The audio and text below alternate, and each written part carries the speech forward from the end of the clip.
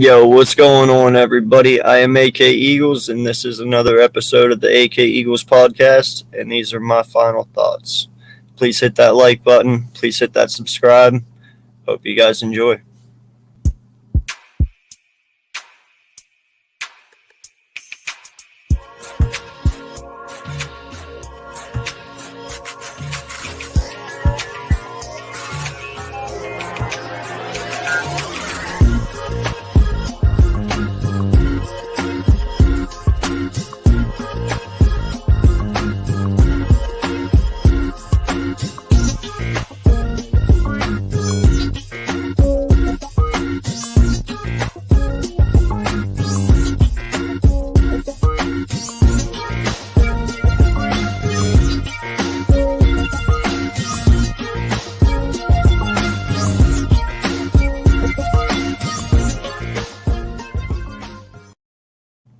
Yo, what's going on, everybody? Appreciate you guys for being here.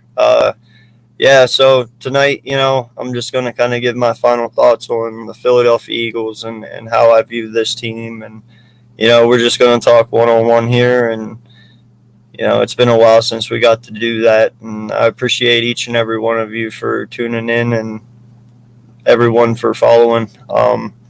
It's been a busy month for me. Not only has this channel been growing as of late, which I thank each and every one of you for all the love and support that you give the channel, but, we also got hardcore sports off the ground and going, and everybody is working very well together. And, I couldn't ask for a better group of individuals to start a network with, They've all done a wonderful job, and they've all been very dedicated to doing it. And, it's just friendships that I've built over this past year doing this. And we all kind of look out for one another. And, why not do that and help each other grow by, starting our own network? So that's what we did. And, we've had nothing but positive feedback, and, our views are great. We have very good support. Just got over 100 subs yesterday. So I couldn't ask for anything better right now. The network is truly going off. So appreciate each and everyone who's involved in that. But what's good, BLSG? How you doing, sir? Definitely go check out BLSG. He is a Eagle content creator as well. He is one of the young ones. He is very knowledgeable of our team, and he has really good taste. So go check him out. Definitely help him out, get his sub count out. So appreciate you, buddy. You're always here, always supporting. Yo, what's going on, Jadis? How you doing, sir? No, this is not a Madden night. Unfortunately, but what's going on, S. West? Appreciate you, buddy. Hope everything's going good with you and the family. Hope you enjoy your new job, man. Definitely get some rest. I know you've been working your ass off lately, so much love to you and the family, bud. Yo, Nightings, what's good, brother? How you doing, sir? Another Eagle content creator. If you don't know who he is, definitely go check him out. Let him know I sent you. Give him a sub. Show him some love. Does good work over there, him and his crew. Yo, what's going on, normal guy? How you doing, sir? Raphael in the building. How you doing? Further AM, how you doing, man? What's up, everybody? Hope everyone is having a most excellent day. Yes, sir. You as well. El Capitan. Yes, sir. How you doing?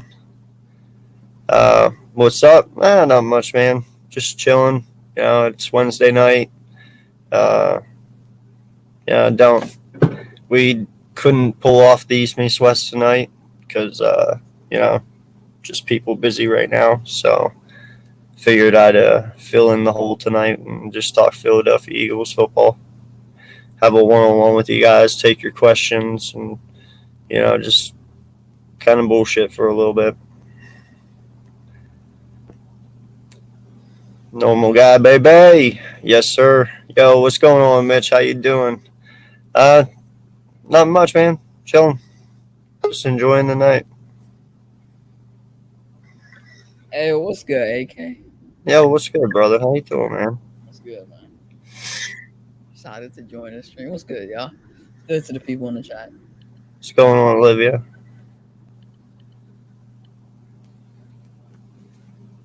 Thank you for the shout out. My YouTube break is still on, but I finished my new outro and intro. Hey, man, it's okay.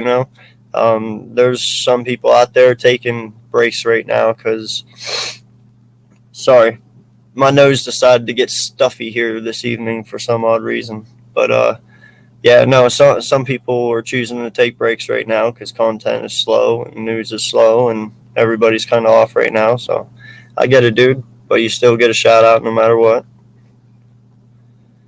Uh, Thank you, sir. I appreciate it, man, and I appreciate you because, Jadis, you've been a loyal person from the get. So shout out to you, sir. Thank you. Papa Sora in the house. Another person, a part of Hardcore Sports, just started his channel up. What are we? When this is Wednesday, so Monday, I want to say. Yeah, he got some. Um, Yeah, I think yeah. So shout out to Papa Sora. If you can, please jump over to his channel sometime and give him a like, give him a sub. He's very knowledgeable when it comes to college football, when it comes to NFL, most sports actually. So definitely go give his channel a look at. I really wasn't going to drop the link, man. I was just going to kind of talk to you guys, chill out, and take questions and just kind of talk about the team in general.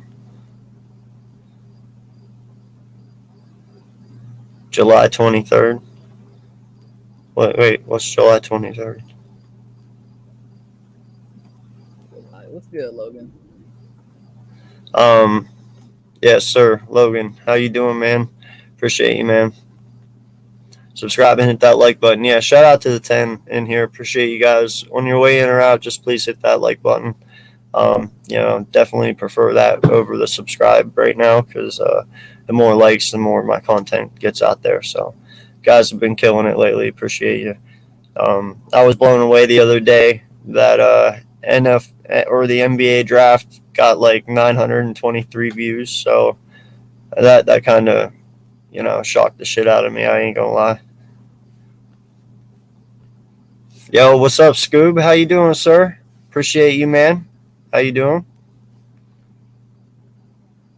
Yeah, no, man. Listen, what is not to love about talking Philadelphia Eagles football, man? It's always fun, you know. It really is. When Papasaurus started his channel, I think it was Monday, dude. Yeah, Pretty he started his channel. That was good, Olivia. What's good, Nightings? What's good, y'all? sure. Talk about how the Eagles will sweep the Giants. Yeah, I don't know what crack you taking. You taking a lot of that. Listen, I'm gonna be honest with you. Um, I'm not gonna even be biased at all. I do I do think that the Eagles have a legit chance to win the NFC East. I'm not gonna lie. I mean, as we should on paper, at least. Uh, but I expect Dallas to be within 1 to 2 games of that. They're not gonna make it easy. I don't feel they will. I understand that they didn't lose a few people, but I'm still not as far to say that they're going to drop off that bad. You know, I still think they'll be right there lurking, being a pain in our ass all season long. Um, when it comes to the Commanders, listen, I know they have a good team. They have McLaren, who is probably the best wide receiver in the NFC East. Um, they have Gibson, who, in all honesty, he's not a bad halfback. You know, they got Logan Thomas. They got Dotson now, and then they got Oh crap, Slay, help me out. Who was the wide receiver from last year? Travis Brown. Steele. You talking No, about wasn't it Marnie Brown or something like that? yeah, De'Ami Brown. De'Ami Brown. So I mean, they got some wide receivers. Their defense is pretty decent. You know, um, I'm not scared of them, but they got a decent defense. I think they're going to make some noise, but ultimately, I think it's going to be Carson crumbling again. You know, uh, it, I don't know, man. He could shock the world, but I've learned that if that was going to happen, that would have happened in Indy. So, you know, um, but yeah, I'm not completely sold on the Commanders. I know they won 7 games last year. I don't know.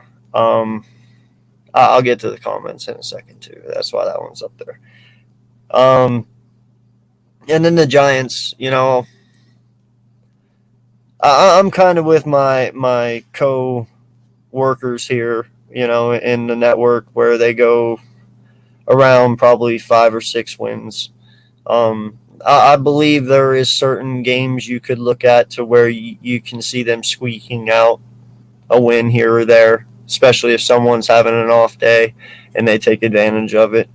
I believe everyone's going to be competitive. I mean, every time it's an NFC East game, it's going to be competitive, no matter who it is. Even the Giants give us their best whenever they're bad. So, but yeah, man, when it comes to this roster though, and the whole NFC East, I see us being right there. Yeah, I got you guys. Hold on. I see us being right there, but it's going to be close. You know, I really feel Dallas is not going to just let it slip away. How do you feel, Slay? Uh, yeah, I think Dallas is gonna be 2. But me personally, I think Washington's gonna be 3. I wouldn't be surprised if Washington shocked people though. I think this is like There is a one. chance, yes. Yeah, I think this is like the like most less hostile fan base once has ever been to. Besides maybe Indy. Indy's really not a terrible fan base. This just the situation he was going to. His former OC, and then it's like he was expected to get to the playoffs. He didn't. It was just like Thank you, Nightings. Appreciate you, sir. Yeah, no. It's that's Philly for us. yeah, no. He's coming. Um, it's going to be very interesting, man, because you know a lot of people have us between 11, 12 wins. You know, even some, even I have us possibly maybe kind of at 13 if we get lucky on one game that we should probably squeak by. You know, if you get one of those games, but I'm right around 11, 12, which is respectable. Okay. You can win the NFC East with 11 or 12. So that's where I'm kind of sitting.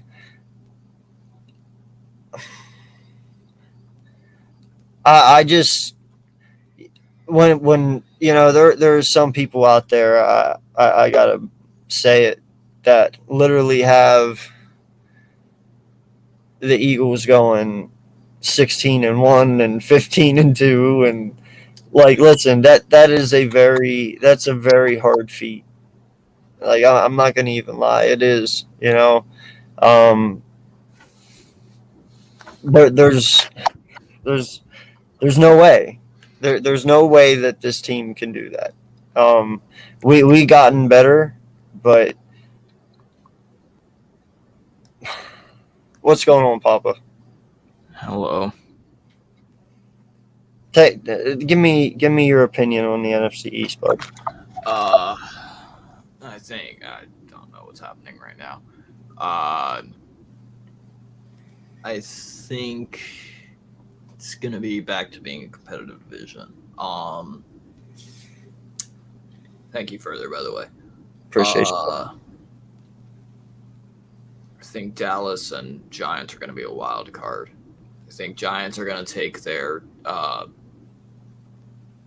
think they're going to kind of pull what happened to us. They're going to start off slow.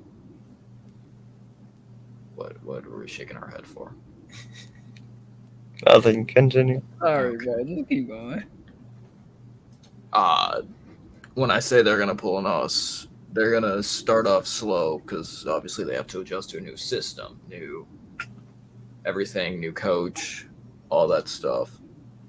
I think they will be competitive in good chunk of games that some people looking at the schedule would be like, they'll get blown out. I think they will be competitive. I think they'll be a 6-7 win team. Dallas, their offense is going to be a big question mark. And not even because it's me saying like, oh, is CeeDee Lamb a wide receiver one? It's going to be what is, I guess, Jalen Tolbert. What is he going to do? How is he going to be in the NFL? Is that O-line going to hold up? Is Dak going to be Dak, or I don't know whether to say, is he going to regress or progress? Is Dak going to progress or regress? Washington, I don't think is going to be that good. I got Washington 4th in the division. I think there will be some games where it's like, oh, cool, we got Carson, like the old Carson Wentz. We got a good Carson Wentz. And then there are other games where it's like, this dude effing sucks. I had to look to see if we were censored or uncensored. Do you guys hear me? Yes, sir. Welcome to the show, big guy. So, I don't know. I think I don't even think Wentz will be playing a full season. Not even injured. I think he might just get benched again. Injured or benched, whichever comes first. But I do not see Wentz playing a full season. And then Eagles, I got 11 wins. I think that's fair enough to say. It's not 15-1. It's not Super Bowl. It's none of that. I think it's fair to say 11. We had 9 last year. I think it's fair to say we can get an extra 2 games. And I think it's safe to say A.J. Brown is a major upgrade from Jalen Reagor. Yeah. So that offensive side is good now. Only question is maybe power running back. I'm not even going to say quarterback. I think Jalen Hurts is going to prove everybody wrong. Especially you, Slay. I'm looking at you up there in the top right corner. You son of a B word, because I forgot that we're censored right now. Listen, man, I'm not gonna be a Debbie Downer here, but I've caught myself saying it, and I'm gonna keep saying fine, it. You son of a bitch. On paper, man, I'm telling you, I love what we have going. I think the moves that we made this offseason were tremendous. I think we've moved in the right direction, but I have to see it one on the field first. It has to, Absolutely. everything can look great on paper, but if it does not translate, then we have an issue. Okay. Yes. And two,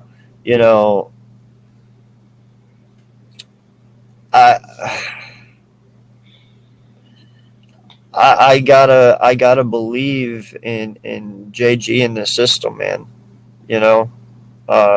This is make it or break it. Howie has given all these coaches all the weapons that they need to succeed. So they got to put it all together, man. And a lot of this falls on the players, the coaches, and execution. I hope they do it. I really do, because this is a really good team. And where I was leading to that is the Miles Sanders thing. He said yesterday it's an all-star team. How do you guys feel about that? You think that's pretty strong comments, or? I don't think we're an all-star team. I think we got to mesh first before I could call us an all-star team.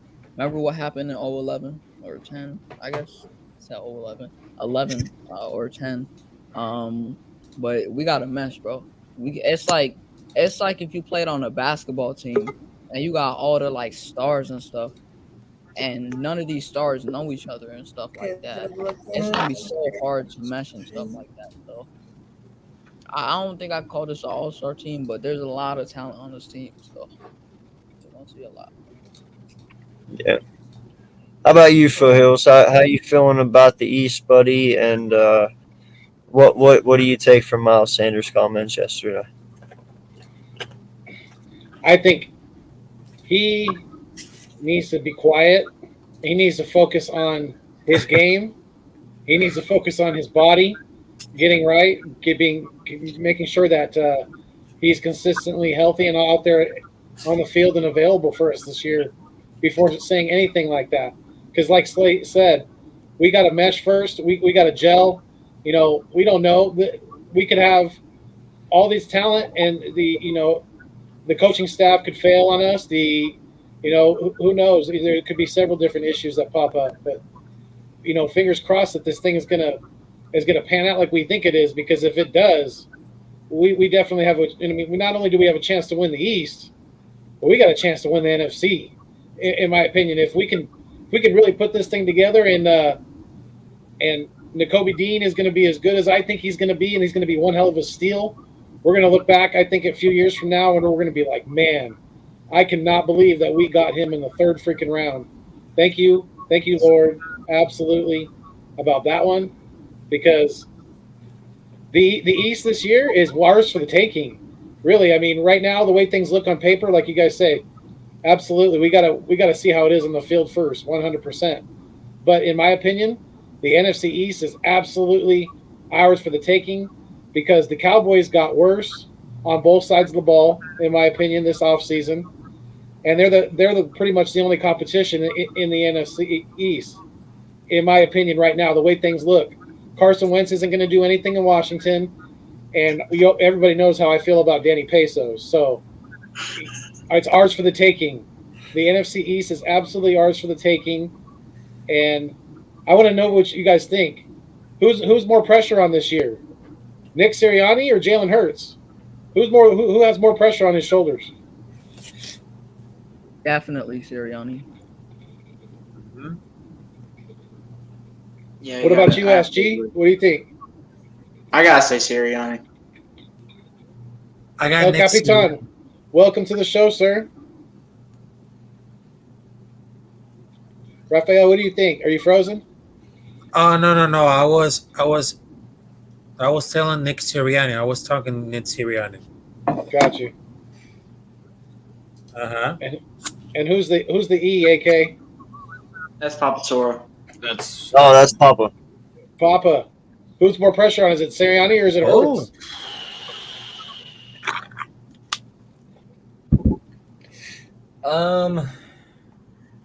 Philly fan D said Hurts. when you say Links up top there. Chase Young said Jalen.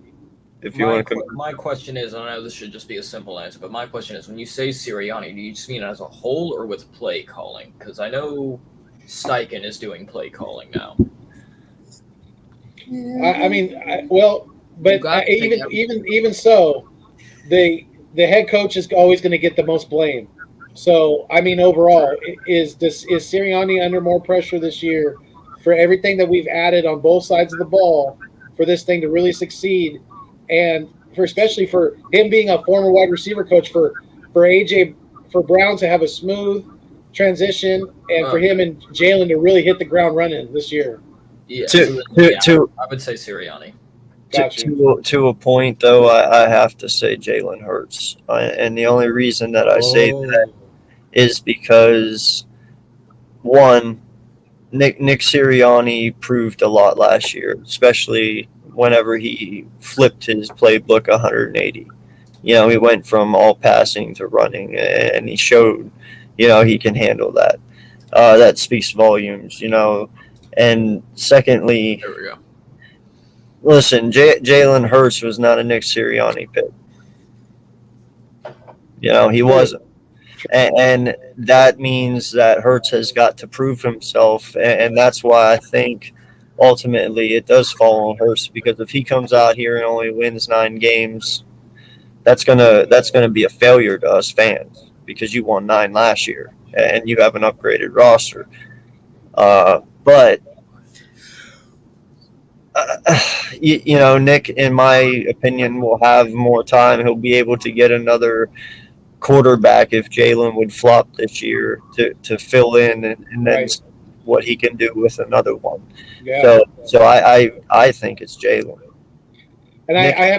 I have to tend to agree with you, my friend, definitely, because Jalen has to prove himself this year. He really, really does. He has to step up.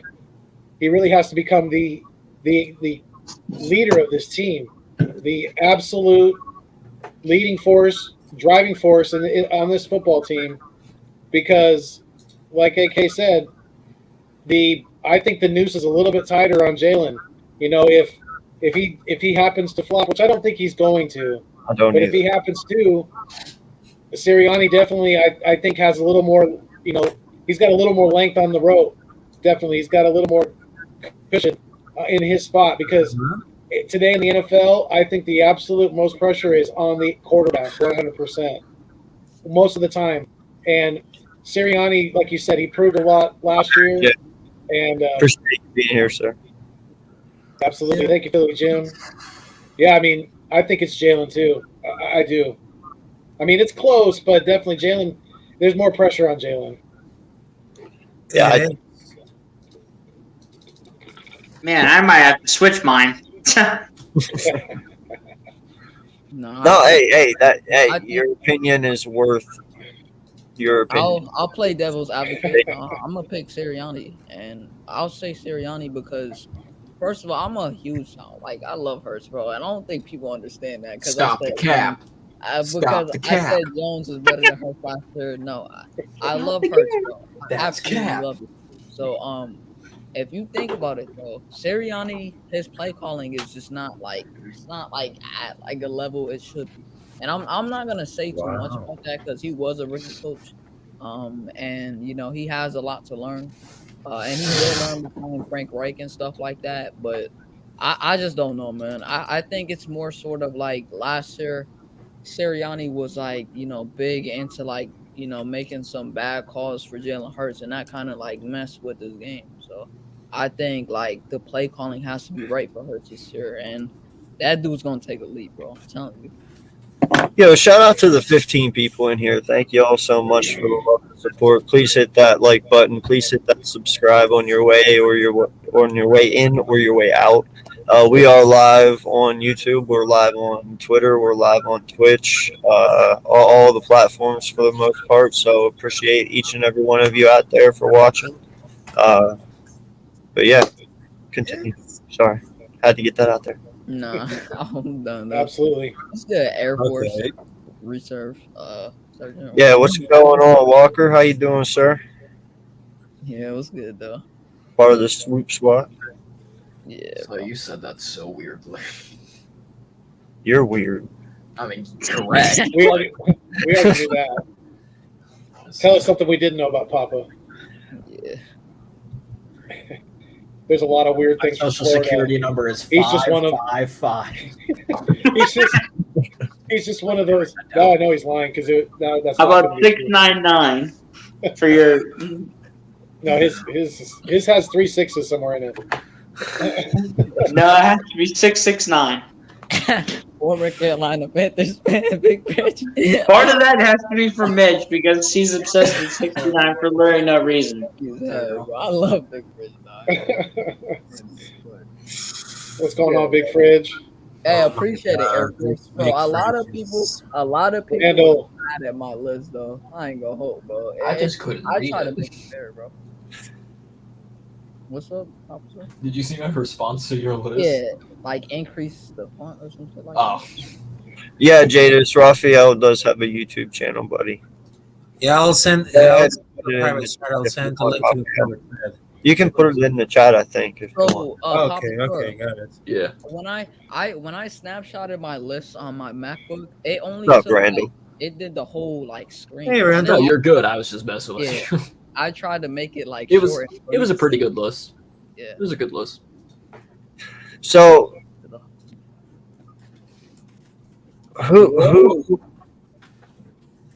who on defense is your guys' breakout player this year? That's a good question. To be honest. Oh, There's a good one. Kaiser White for sure.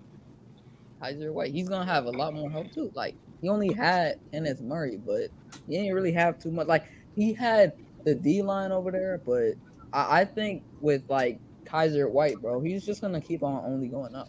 Like I think only people seen like 1 year out of him. Like now people seen him. So I think it'll be White, to be honest. He's a stud.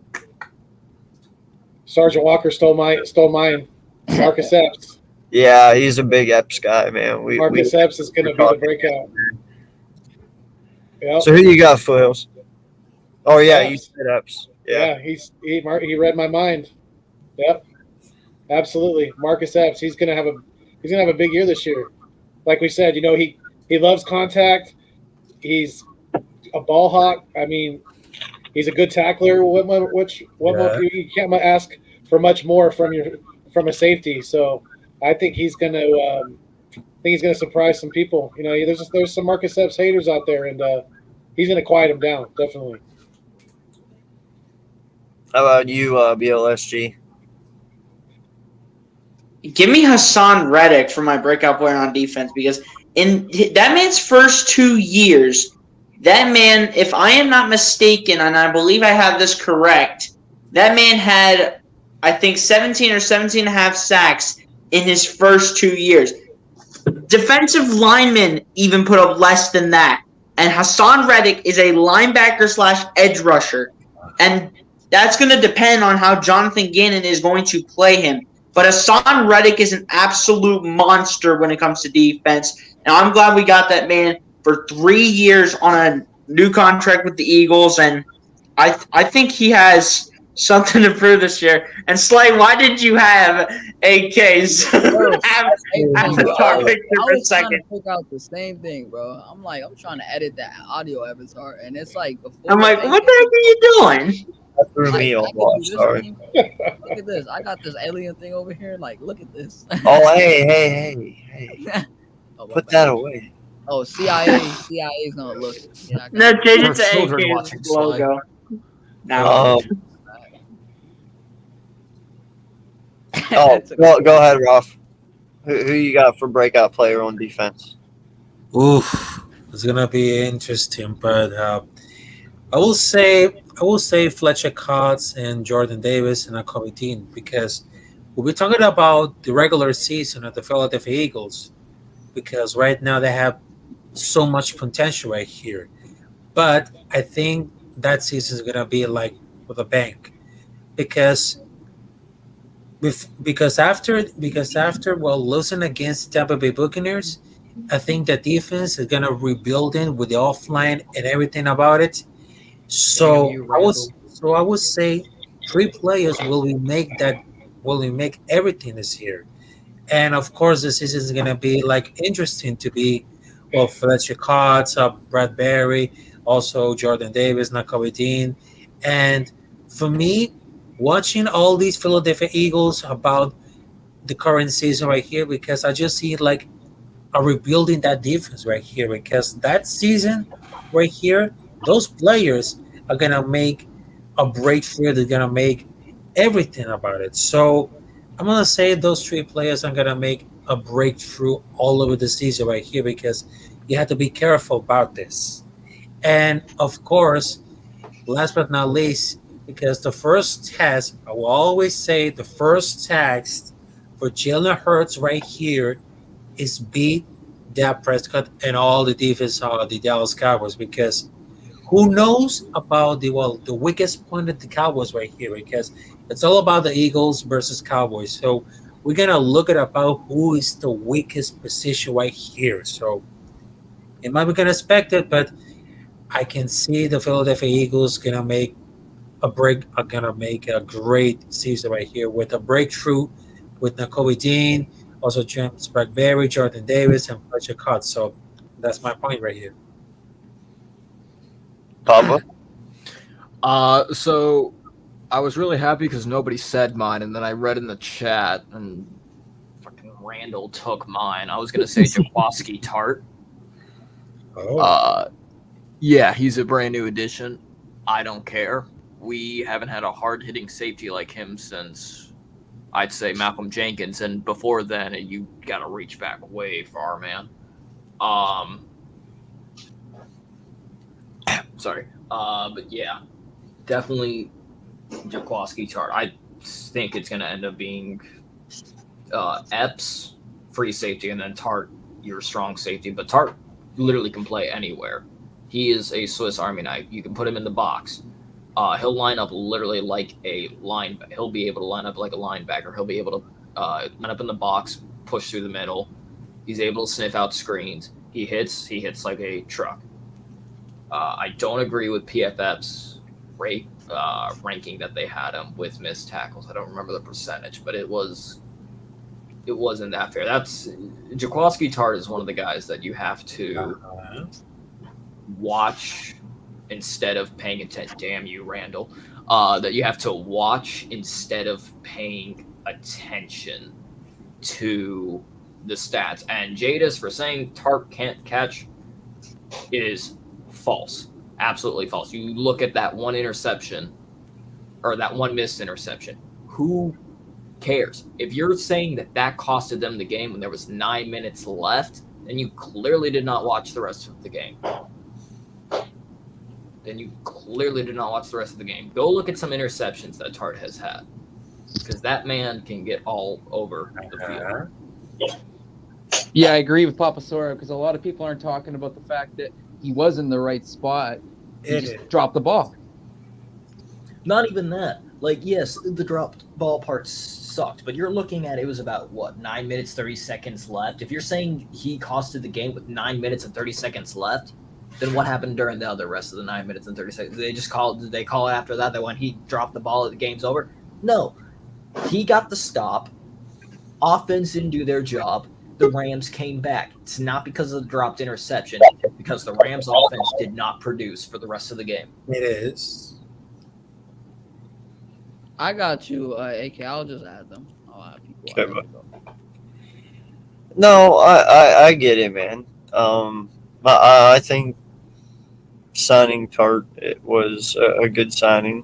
I don't know where it's going to get us. I hope it gets us where we need to be, but that remains to be seen. And that's kind of what I'm leading to. The team has the potential to be dangerous. Truly, if everyone stays healthy, if everyone is on their P's and Q's and dots their I's and crosses their T's and goes out there and is on their points each and every week, and they take it serious, and they create a bond with one another, dude, this team is going to be pretty fun to watch this year. It really will. Yep. But it could also go sour as well. I'm not going to sugarcoat it. I'm not going to sit here and just tell you guys and be biased and say it's going to be all kittens and butterflies. It does have it said it could go bad. It could be injuries again. It could be literally there's just no connection or something just doesn't work schematic wise to where team fit wise they just completely fall apart. I have no idea. I'm not saying that it's going to happen, but there is a chance. We haven't seen them gel on the field yet. We haven't seen any chemistry between anybody yet. So, like AK says, we have to pump the brakes and just be cautious because, last time we went about this route, what happened? We got made fun of. So, gotta take it easy. Yeah. AK, can you do me a solid and pin Richie's last comment? Yeah. Why did? Yeah. Hold up. Hey guys, guess what? Guess what? We are an all-star team. We are unstoppable. Hold on, Speedy. Why didn't the other 10 people step up? Why didn't the other 10 people on defense do a job of turning over the ball? Why didn't the offense score points? Yeah. You're blaming one loss on a guy who dropped an interception, who got the opposing offense off the field. Yeah. With 9 minutes and 30 seconds left in a game. I mean, why didn't the rest of the offense score points? Why didn't the other 10 players on defense stop the Rams? What's your excuse for that? Bam. I just had to do an article for a job application for Gridiron Heroics because I mean, he has job, a- so I just had to do that. I had to do a what's its face? Wait, article. Olivia. Please retract them damn comments. The Rams Okay. don't suck. Oh my Is that I a had, dog had to over do there? that for a article or how to make an article for a job application. So I am fired up on Tart right now. I'm giving him. I don't know if he already had the nickname Pop Tart, but that is the name I am giving him. Also, notice how I said it correctly, and not Jaquaski. Jaquiski on like some people I know. Yeah, it's Jaquaski, not Jaquiski. I know, Sly. That's why I said Jaquiski. Bro, I hate when people say Jaquiski, bro. That shouldn't be dying. It's so stupid. Oh my god. Like, I get that. people Really, is that what we're come to? abbreviation problems, but like, I got a better topic of conversation real quick. I thought of this while I was off. Fired up now. If by chance we don't gel, It's all good.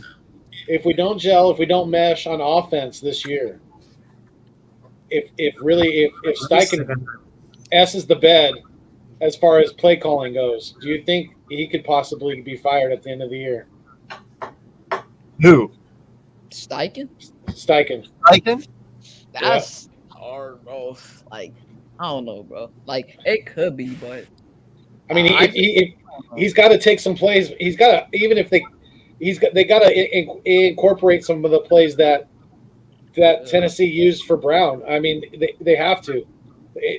Some of those plays worked really well, and I know we can incorporate that into our offense. And if he doesn't do that, he's a fool, in my opinion. What do you guys think, though? Could Steichen possibly be on the hot seat if we really don't gel on offense? If he S's the bed with the play calling? the man that thinks Jalen Hurts the best player in the league, right here. Look at him. What's up, BT? What's up, guys? Oh, Bergen. What's up? How you guys doing today? What's up, Bergang? How you guys doing? It's a great day to talk Jalen Hurts and the Philadelphia Eagles. Bro, I like the set. This is about to be a whole Thank you, man. hour Thank you. debate, man. I complete working on it though. Wow. I think the coaches have all the pressure. The players have less pressure than the coaches. You know, they got the team. You know, I don't think I heard you guys talking while I was getting ready to come up in here about the All-Star comment that Sanders Miles, made. Yeah, and for one, everybody goes straight to the dream team, and I don't think that's really the same comparison. I think Yeah, this but team BG, the only reason why we're going to that because the last time this team was considered a all-star team or a dream team, they shit the bed hard, bro. And these comments are coming out again. So it's like everybody just needs to take a chill pill. They're good. No one's saying we're not good. But the fact that go ahead. That year though, it wasn't all of us saying it was the dream team. It was Vince Young saying it was the dream team. He wasn't even our starting quarterback. You know, it was a backup quarterback saying we got a dream team. It wasn't all of us. Like, we weren't going in that season thinking just because we got a couple of good players that we were some dream team. We thought, okay, the roster looks good. But Nami Asamoah came out and said, no, I feel it too. We're going to shut down people. No one's going to score on us. I remember all the highlights, bro. We got shit on up and down the field. They ran over us. That's how we made Victor Cruz start his career.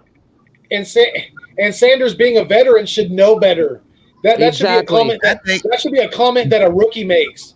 He needs to be quiet. What he said. And I don't, because I think it's awesome because he didn't say I think this is an all-star team. He says when we're out here in the field, we feel like this is an all-star team. Like, they're saying that them as players consider, the talent on the roster is like an all-star team. They're not going out there saying that everybody need to call us an all-star team. Like the dream team, we're the dream team. It's like, yeah, everybody expected them to be dominant. That was during the basketball era. But what he said is more like them being together and working out and stuff together. They feel like it's an all-star team, and there's nothing wrong with that. I agree. I think they are like an all-star team. We have so much talent. We don't have very many holes on this roster at all. Like, it's so funny how everybody's like, Go But ahead. there's like 7 other teams that also have very good rosters and have very good talented rosters, and they have And the why- answer at the quarterback where we still have question marks. And their We don't- fan base supports their teams, and we even support some of those teams, saying that they are that elite. And Oh, then and for I'm not us, it's sitting like here, we I'm not always gotta supporting the find, like, yeah, if I injuries support does them. right, if the coaching does right, like we need to be as fans, we just need to be on board because this is not the Eagles aren't known to be paper champs in the offseason. That's not something that we do. We're known for being a gritty football team that get out there and kick some butt on that football field. You know what I'm saying? We're known for going to the playoffs. We're known for winning football games. This is like one of the first years, you know, that we actually did win the paper championship in the offseason. So basically, we have the right to be excited. We should feel like 12 games should be the floor of our season, and we should feel like the sky's the limit. Yeah, but I Can I get that. say I something get real that, quick? BG. I get that, but I Big mean, plays gonna when lose you it. got a player like Miles Sanders who hasn't even been healthy for how many seasons, coming out saying this is an all-star team. I mean, stay on the field for 15, 16 games, and maybe. Thank you. That maybe being then- said, Miles Thank Sanders you. still has one of the highest yards per carry from any running back in the league. That is Period. so fucking and hasn't seen That's the end not zone misleading. since That when, means every last year? time he touches the ball, he's explosive. Last year, when he got hurt and Jordan Howard took over, everybody's like, "Oh, Jordan Howard needs to start Hey. the rest of the season." What did But he The do first the rest game of the back, season? Sanders came. He had What the did same he amount of do? carries, but way more yards than. But what's the what did he do? what's the issue with Jordan Sanders Sanders. though? The biggest problem with Miles Sanders is he doesn't score when we get in the red zone. The Period. problem with Miles Sanders is And we he don't He use him doesn't right. score when we get in the red zone. What do we need a running back that scores when we I get say something real inside the 20. The we biggest can't problem with rely on Miles him hitting Sanders, a home run. the biggest Sanders of Miles Sanders is he didn't get the ball enough 2 years in a row. No, it's not just Facts. that. He's Come injury on. prone. Facts. He The keeps year doing before last, he didn't get the ball at all. Really, we all cried for him to get the ball. Half of last year, we didn't even run the ball, and then he came in, he started doing good, and he got hurt. It's like that's the Wow. consistency, that's gameplay, that's game flow of a season. That you So got to let me run get this that straight. rock all the time. So Bergen. So we Yeah. give Miles Sanders so many carries. He gets injured. He doesn't play for 3 weeks.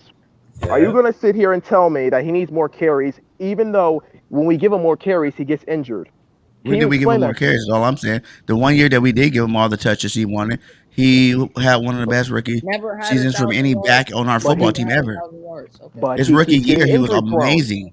Bro, he still had drop issues. He still fumbles. Like every player in the NFL, like everybody, like there's like a group of players that are just perfect, that don't mess up, that don't have Hey, fumbles, hey, that don't have BG, interceptions, that don't BG. have bad throws, BG. that don't, like we got to stop doing that to our football team. We BG, got we're just- human we're beings just on our being football real. team like everybody else. We're Being just real being is saying the real. same thing to everybody. No, being not- real is understanding that your team has flaws and that they got to work through them, and that a season is 17 games and not 7 weeks. Last year we had flaws. We had made our list for the offseason. If we got X, Y, and Z, our team would be dominant. Howie Roseman went out and got X, Y, and Z, and it's time to be dominant. That's how that I think- works. I think Elite bottom line, players though, are what plug it and is- play. It's Hold not on, all hold this on, chemistry stuff.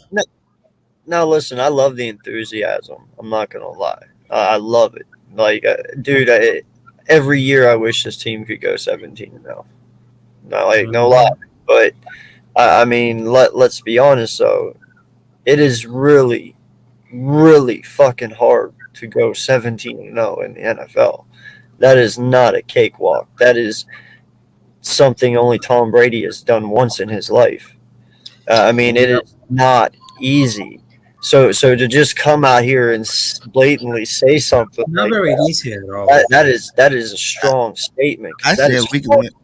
I to never do. said 17-0. I said Well, 14. I know. I'm just saying, like, 14-3. You know, any given Sunday you lose. just even going 15-1 or 16-1 though is that's even hard. That's not realistic. Hey, Jerry. what's It good? is. How is it realistic? Anything, and, man. and the funniest thing is, I heard some idiot talk about how Hurts is going to win MVP. That's not It's happening. possible. Hey, you never know. I mean, It's possible this year. with the He has the weapons that they talent to gave do it. him, absolutely. You never know. I'm not going to doubt him.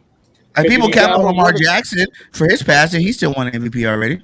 Yeah, I mean, it ain't possible. And everybody want to talk about quarterbacks. You know, that was something I was saying. I was in Boys for Life stream right now, and that was something I was saying. Like when Michael Vick was the most legit player in football, it wasn't just it was his legs that made him so electrified. And the plays he made with his legs, it wasn't his arm because he had the best quarterback arm. Yeah, he had a gun where he could throw it deep, but he wasn't the best, most accurate quarterback, and everybody still gave him his love and props. Why now that we have a quarterback in the same situation, he might not run as much as Vic, but I think he is, a better overall quarterback at this time in his career than Vic was. I'm done. What? I'm done. Vic was more athletic, yes. So you're 1,000 yards rushing, yes, but Jalen Hurts is a more smarter quarterback. He throws less interceptions than he did at this point of his career. He's more quarterback savvy where he knows how to take care of the ball. Now reading the defense, he's still working on that. But BG Vic was pretty good, man. Listen, everybody says no. If that was the case, then why is Jalen Hurts number one all time in his first 20 games? If that was the case, if you're just basing the guy off of what he's done in the league, he is number one at what he's doing for production as a quarterback. Period. No matter how much you want to hate, no matter how much you want to talk about, 20 games, Jalen Hurts is that guy. Way more prolific, dude. I hate to break it to you. And running the ball, he could bust a 90-yard run out of nowhere. Yeah. He was and he could throw a ball in a really tight window, dude. But he wasn't putting up huge quarterback stats like that. What was Hurts' completion percentage last year? Wait, what? Wasn't it like 62 or something like that? That's probably better than Vic's was when he was playing. No, Vic wasn't even a good passer until he came to our team. We'll compare it right now. Yeah, look it up. Look it up. I got you. We'll compare it right now. Michael Vick, I can't believe you say he's a better overall quarterback, though. I don't get that. No. Well, because Vic was a way more seasoned vet. Vic hit the ground running in the league. Like you said, seasoned vet, that comes in the years of playing football. So yes, by the time Vic made it to the Eagles, he actually started putting up some good passing yards. Look at the numbers from year 2 to year 3. Slay. Look at the years from year 2 to year 3. Yeah. Year 2 to 3 for Vic or Hurts? Yeah. All right. So Vic, 2002. I'm not even gonna look at his rookie year. He only played like 1 or 2 games. Yeah. Like that.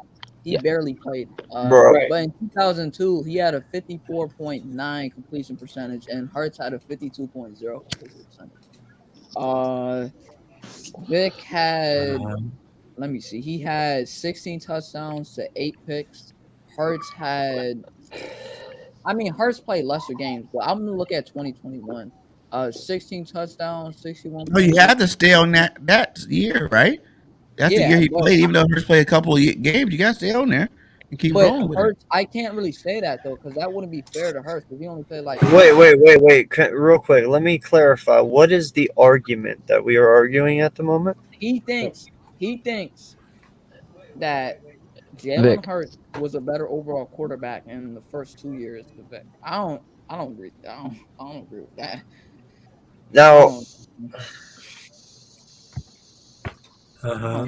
I think Hurts will have a better like the argument, man, like a longevity career. The argument of how he'll have a better, longer career. But right now, period of time, he's Vic is way better. Was he more exciting? Yes, because of his running. But that seemed to be something that no one likes to count as a quarterback. Get the fuck out of here, dude. Oh, wait. I got right. Everybody go, yeah. You don't count the running, just count his arm. Let me say this real quick. Hold on. Until Jalen Hurts does anything close to the miracle at Meadowlands 2, then I'll start comparing him to Michael Vick, because that was one of the greatest comebacks. That's my all-time ranked regular season game, because it won us the NFC East that year. That game was an absolute. Wow. We were getting blown out, and that was one hell of a comeback. That was one of the best comebacks I've ever seen. And until Jalen Hurts does something like that, I can't really compare the two. What year was that, Foothills? How many years was Vic in the league by the time that happened? Oh, he'd already gone to prison. So, Yeah. So it's coming. All those great plays. We already seen him make great plays. That's the thing. He was the most impactful runner last year in the whole NFL. Better than Lamar Jackson. Better than freaking Derrick Henry. Any running back. He was number one. These are numbers that everybody keep passing up, acting like they're nothing. The dude's number one in a lot of categories for the first 20 games he's ever played. So there's for any doubt or hate, that's to me, it's funny. I'm not even gonna hate. Like I love Jalen Hurts. I want him to be our starting quarterback for years. Okay, I really think we have something special with him if he continues to dedicate himself and to work his ass off. Agreed. But to truly sit here and say, bro, listen, I was a huge supporter of Michael Vick, man, because he went and he did his time when most people back then didn't. I respect the hell out of him for it. You know, he accepted what he did his time, and he came back with a vengeance. But dude, Michael Vick's arm was disgusting. Yeah. Like, I'm not even gonna lie, bro. You could just flick it, dude, and it'd be like touchdown. Cameramen could not even keep up with him when he threw the ball. Like, I remember so many times that his arm was so underrated. It's not even funny. He had a cannon, dude. And I'm sorry, I love Hurts, bro, but Hurts will never have an arm. Can he throw the ball farther? Yes. He had a cannon, a rocket arm. I'm not doubting that about him. I'm saying in terms of accuracy and decision making, I think Jalen Hurts is already a little bit higher than him right now. I disagree with that. Yeah, dude. There was just too much time. Right, they agree with what they want to agree in. I disagree. You guys not saying that Jalen Hurts still need to prove himself for a job. You're underrating. No, he doesn't need to prove. He just needs to go out and win. 9-7 as a starter last year. He needs to improve on reading defenses. That's what he needs to improve. He needs to trust his eyes and let the ball go. Every quarterback ever played needed time to get that. That's what people. We're not. It's the same process. We're not. But other players, it seems like other team players you support. You say these guys are good. They need a little bit more time, but they're good still. You know what I'm saying? It seems like there's more confidence around everybody else. But when it comes to Jalen Hurts, it's like he has to do all these extra things. Howie already endorsed him. You know, the players endorsed him, said that they thought Jalen Johnson said that they already knew he was the guy last year. You know what I'm saying? I know you got to say things. He's on my TV, guy. Yeah, he was seriously in terms of being the future of the Philadelphia Eagles. He said that all the players that's talked and done interviews this year have said that. No, I think my guy. I think what they're trying to argue is, dude, boys, the link's up there just a little bit, dude. In fact, I'll repaste it for you. I think what they're trying to tell you is that they're not doubting him as a quarterback. They love him as their quarterback. They think he's fantastic. What they're saying is that they just need to see him prove it now.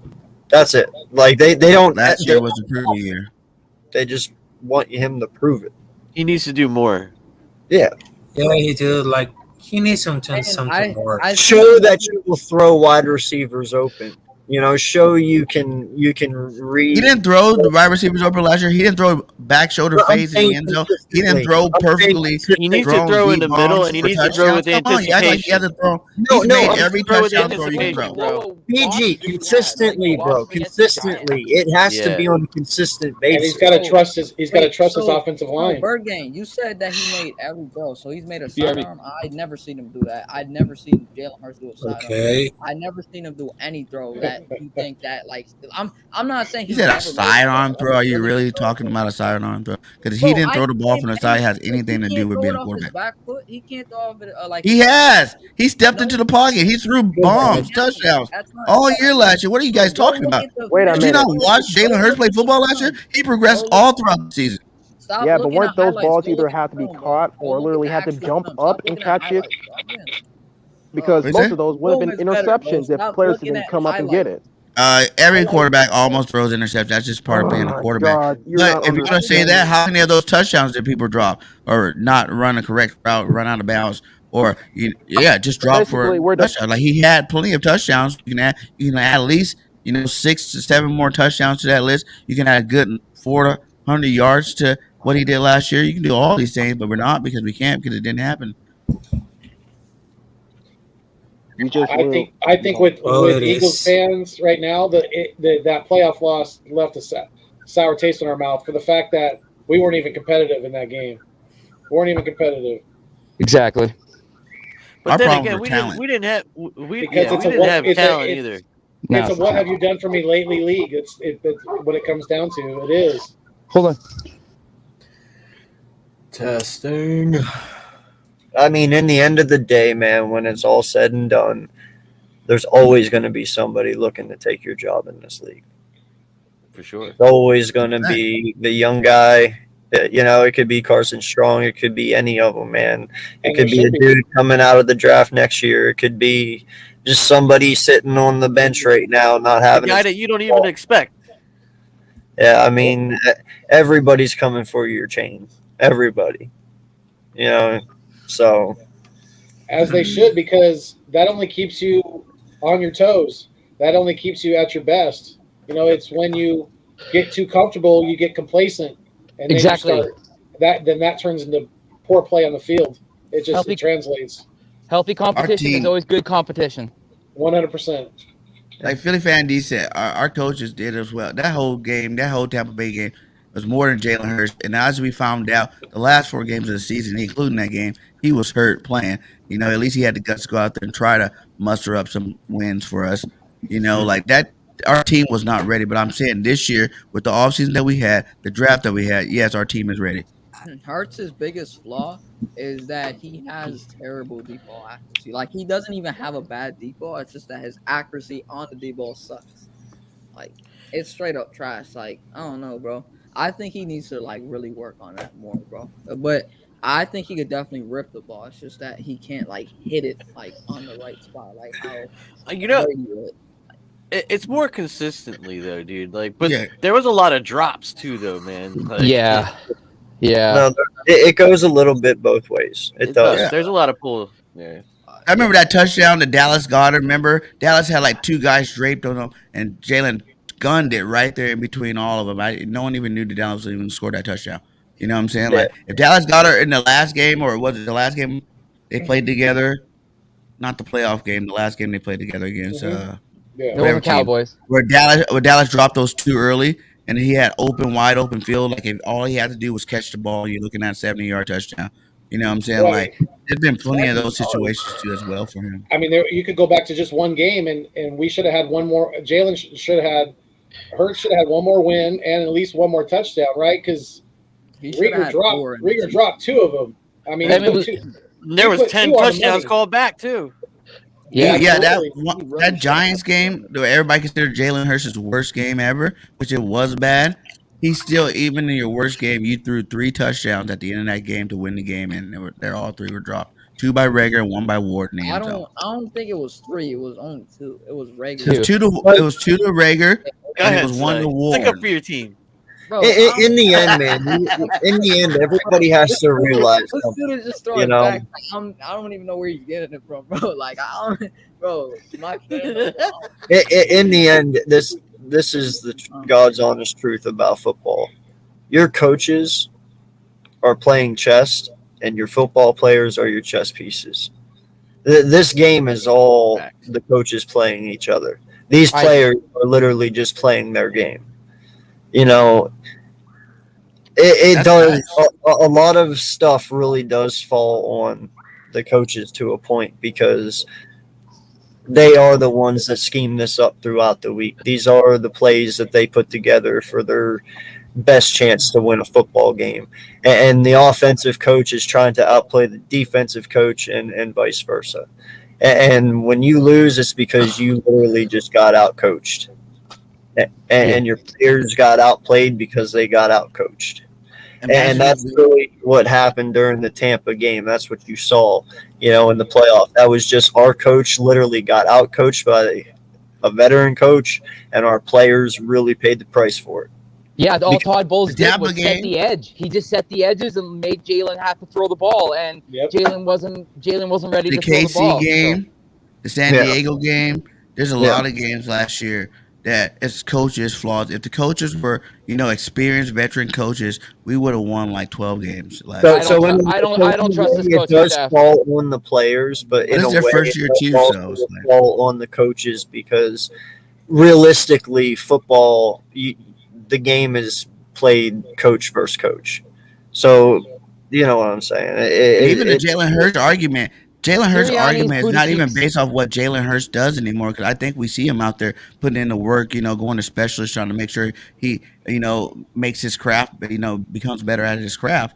it's all about the coaches. Like the Drew Brees effect. When he went over to Sean Payton, then Drew Brees became one of the best quarterbacks ever. You got to scheme these plays. You got to call the right plays. You got to scheme people open. You got to make it easy for your quarterback, no matter what skill level he's on. Drew Brees didn't have the biggest arm. Drew Brees didn't have the best arm, in San He Diego. did have a big arm. Now, listen. Me saying that though, I am not ultimately excusing Jalen Hurts throwing interceptions or any other quarterback league But that's throwing not it. his thing.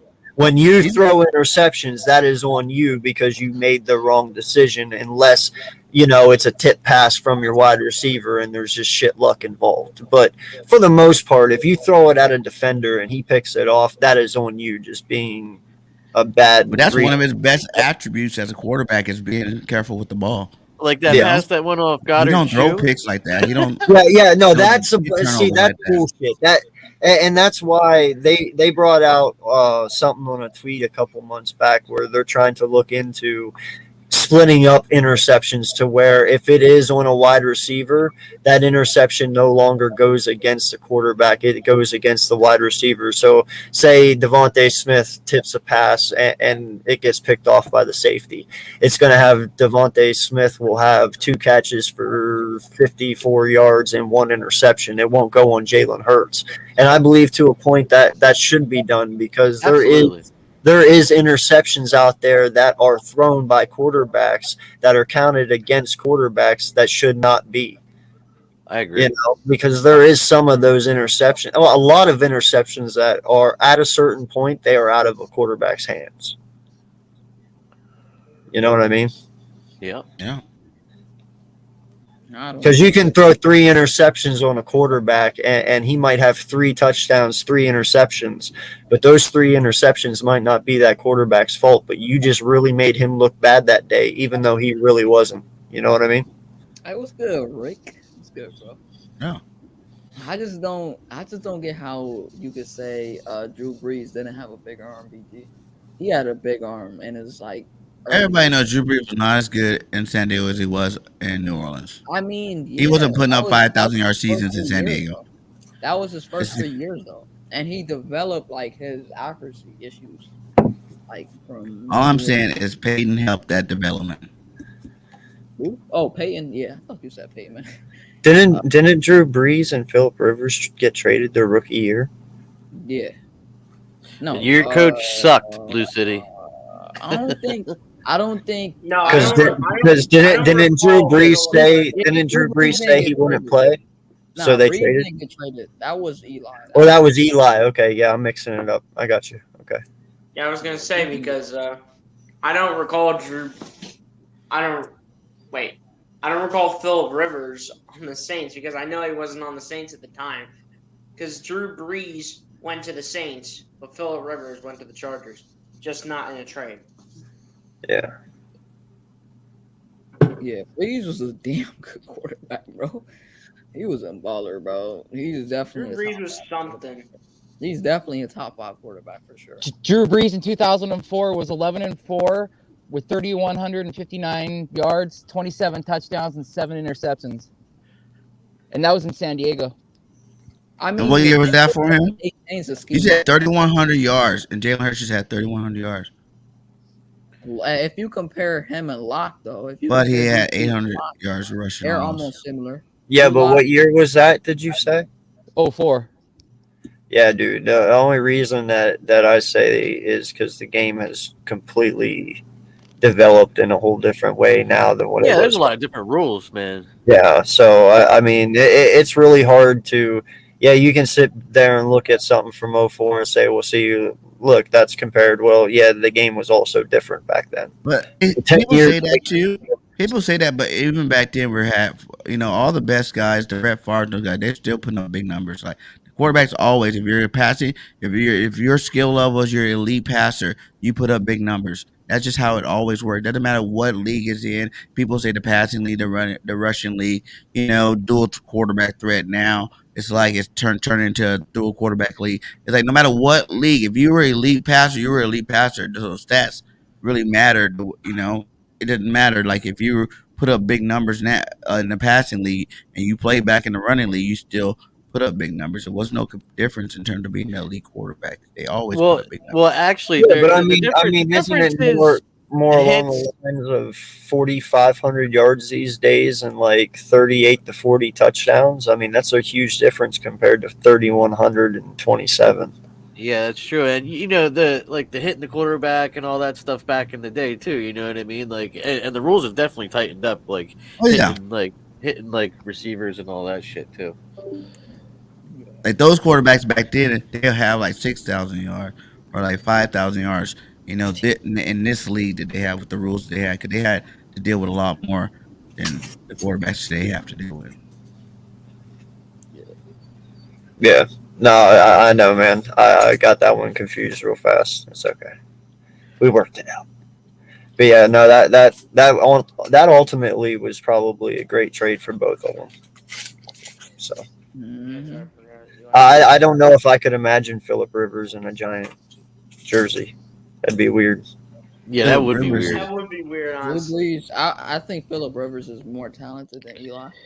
He'd still way have the more same amount of kids. talented. Way more talented. I think the only reason people will even say Eli Manning is just so great and all that is because he played and he won 2 Super Bowls against Tom Brady, who everyone considers the GOAT. So that's probably one of the only reasons they say that. I just think people overrate Eli a little bit too much. His path to the Super Bowl was through the defense, dude. It really wasn't even on him.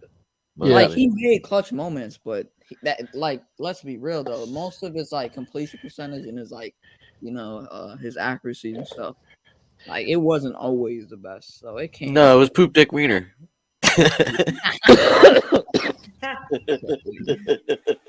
I gotta bounce. I gotta go to work, guys. So I'll chat and see you guys tomorrow. Peace, see you, Randall. okay? I'm going with him. See you, BG. See you, Slay. Later, buddy. Yes, sir, man. But yeah, really with the arguments in terms of anything, like at the same time, all Eagle fans want to win. At the end of the day, whether it's their team hurts or their team of the quarterback, we only do it because we're passionate about our football team. But at the end of the day, everybody's opinion is valid. You know what I'm saying? Like, I don't disagree with none of you guys. You guys, especially when it comes to Hurts, like you guys have rights to doubt and question things about him. I don't doubt him. No, I'm not saying you do anybody, but there is a lot of community out there who do that. There are a lot of people that do doubt him. In general. Like you guys, everybody has the right to believe what they want and have their own opinion. So that's great. I'm just always going to stress some of the things that I see that I feel like, we moved. You cut out, brother. The goalpost for Hurts for quarterbacks. Well. Listen, BG. I give you this one, man. If you look at Carson Wentz's rookie year and you look at Jalen Hurts' first full year, Jalen Hurts statistically was better than Carson Wentz. He was. So I give him that. What's going on, boys? What's up, man? I give him that. And that's something that I want him to build off of, though. Saying that, AK, after the first year, we all said Carson was the man. There wasn't all this extra talk. That's my point. Yeah. Mm-hmm. We were all, but I think why a lot of people were more willing to give Carson them reins right off the bat was because of number one his pick. Physical stature and his arm and his, just all around. He's a number one pick, dude. Really? Yeah, and I mean, hell, dude, we dubbed it Pennsylvania instantly. Like that. I'm just saying, dude. Yeah. He's way better than Golf anyway. I don't know, man. I'll take Wentz. Golf sucked when he first came out, dude. I get that Goff isn't really a great quarterback, but Wentz is by an edge over him, by a little bit. Archie Manning. Yeah. The freaking coach was telling Goff where to throw the ball, dude.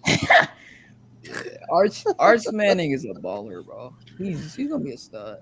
Yeah, he gotta be good. Yeah, he's about. You guys think he made a mistake by not going to Georgia? No, he going did not to Texas. make no mistake, bro. He did not make no. He probably got paid more to go there. He went to the right situation. He's gonna build his legacy. He get paid now. I forgot about that. Yeah. He has another recruit from last year as the number 1 quarterback. So it's like he wants to prove that he could beat him out, and he just wants to build his legacy, and I'm glad that he didn't go to like Ole Miss where Eli went and Tennessee where Peyton went, and he's just trying to build his legacy. Man. He made a good decision. Trying to be his own guy.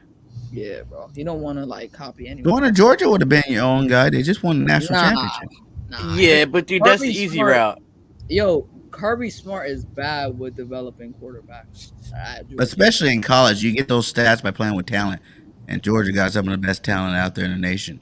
So that's not a smart decision on a career wise. If you're talking business, like your best case is to go to the elite team.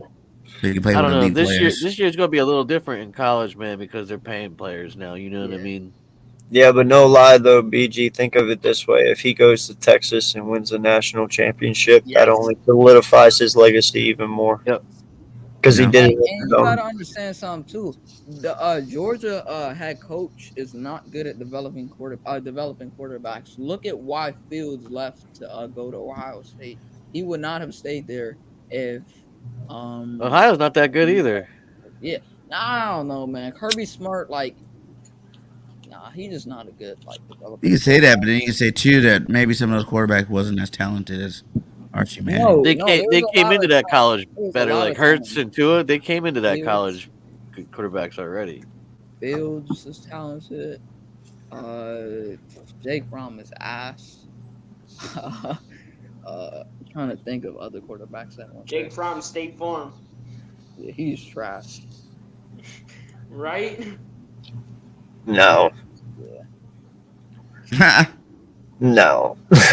We're not drafting Eli Manning's nephew, bro. Dude, I truly hope that we just don't have to think about the quarterback. We're not trying to quarterback for 8 years. Hey, so is it true that y'all about to sign Jalen Hurts to like a $45 million contract? No. Not yet. No, bro. Not yet.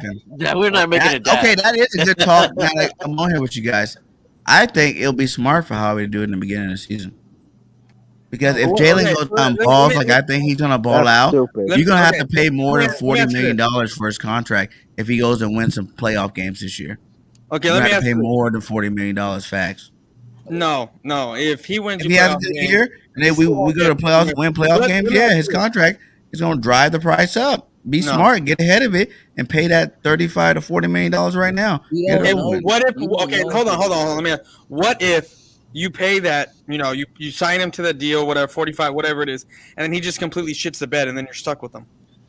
Yeah, pretty much what he's saying is, what if you Carson Wentz yourself again? Yeah, no. In terms of talent, Carson Wentz didn't shit the bed because of talent. Contract wise. He got his contract right. It was his health. That was a huge injury. Yeah. And he never played the same after that injury. And he never mentally was the same after that injury. That's why Carson. I'm talking about the dead cap that we ate because we gave him a contract too soon. We could have waited till the end of the year, seen that he was going to do complete the salary shit. cap is going to go up, man, every single year. 4 years from now, it's going to be, $40 million is not even going to be that much. No, sign him right at the end of the year. Get him now, locked in. If you had given a whole other year to sign Carson Wentz, you wouldn't have had all that dead cap. Exactly. You wouldn't have signed him. Yeah, you wouldn't have signed him. You would have got rid of him.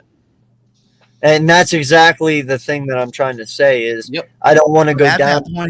Carson had injury. Prove it, and then I'll pay him. I would rather him go out this year, go win the NFC East, win a playoff game, and then pay him. Than pay him now and then see where we go. Because you know what? Business wise, I don't give a shit about that. I want the success of our team moving forward. You go ahead. If you listen. If they didn't, none of this would even come out if they didn't already believe him. Like, they believe in Jalen Hurts. They show you this whole offseason that they believe in Jalen Hurts. If you believe in the guy that much, you see the guy. We don't see him. We can only speculate from the little clips that we get, on social media. They see this guy day in, day out. They obviously believe in him by putting the team that they put around him this year. They obviously believe in him.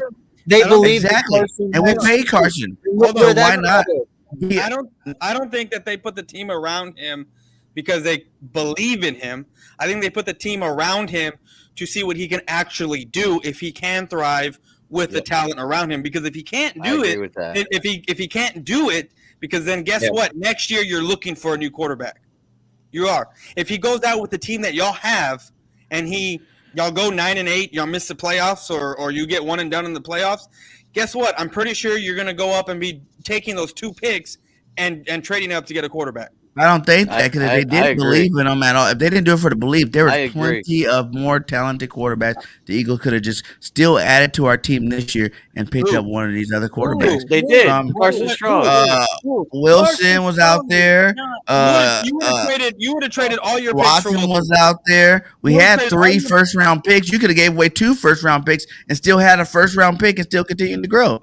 Like, what are you talking about? We could have made the move if Jalen Hurts sucked last year. We would have made the move this year and got a quarterback. I don't know what quarter you. Okay, so you would have traded 3 first-round picks to Seattle. Like normal, or even 2, because then you don't end up with Jordan Davis.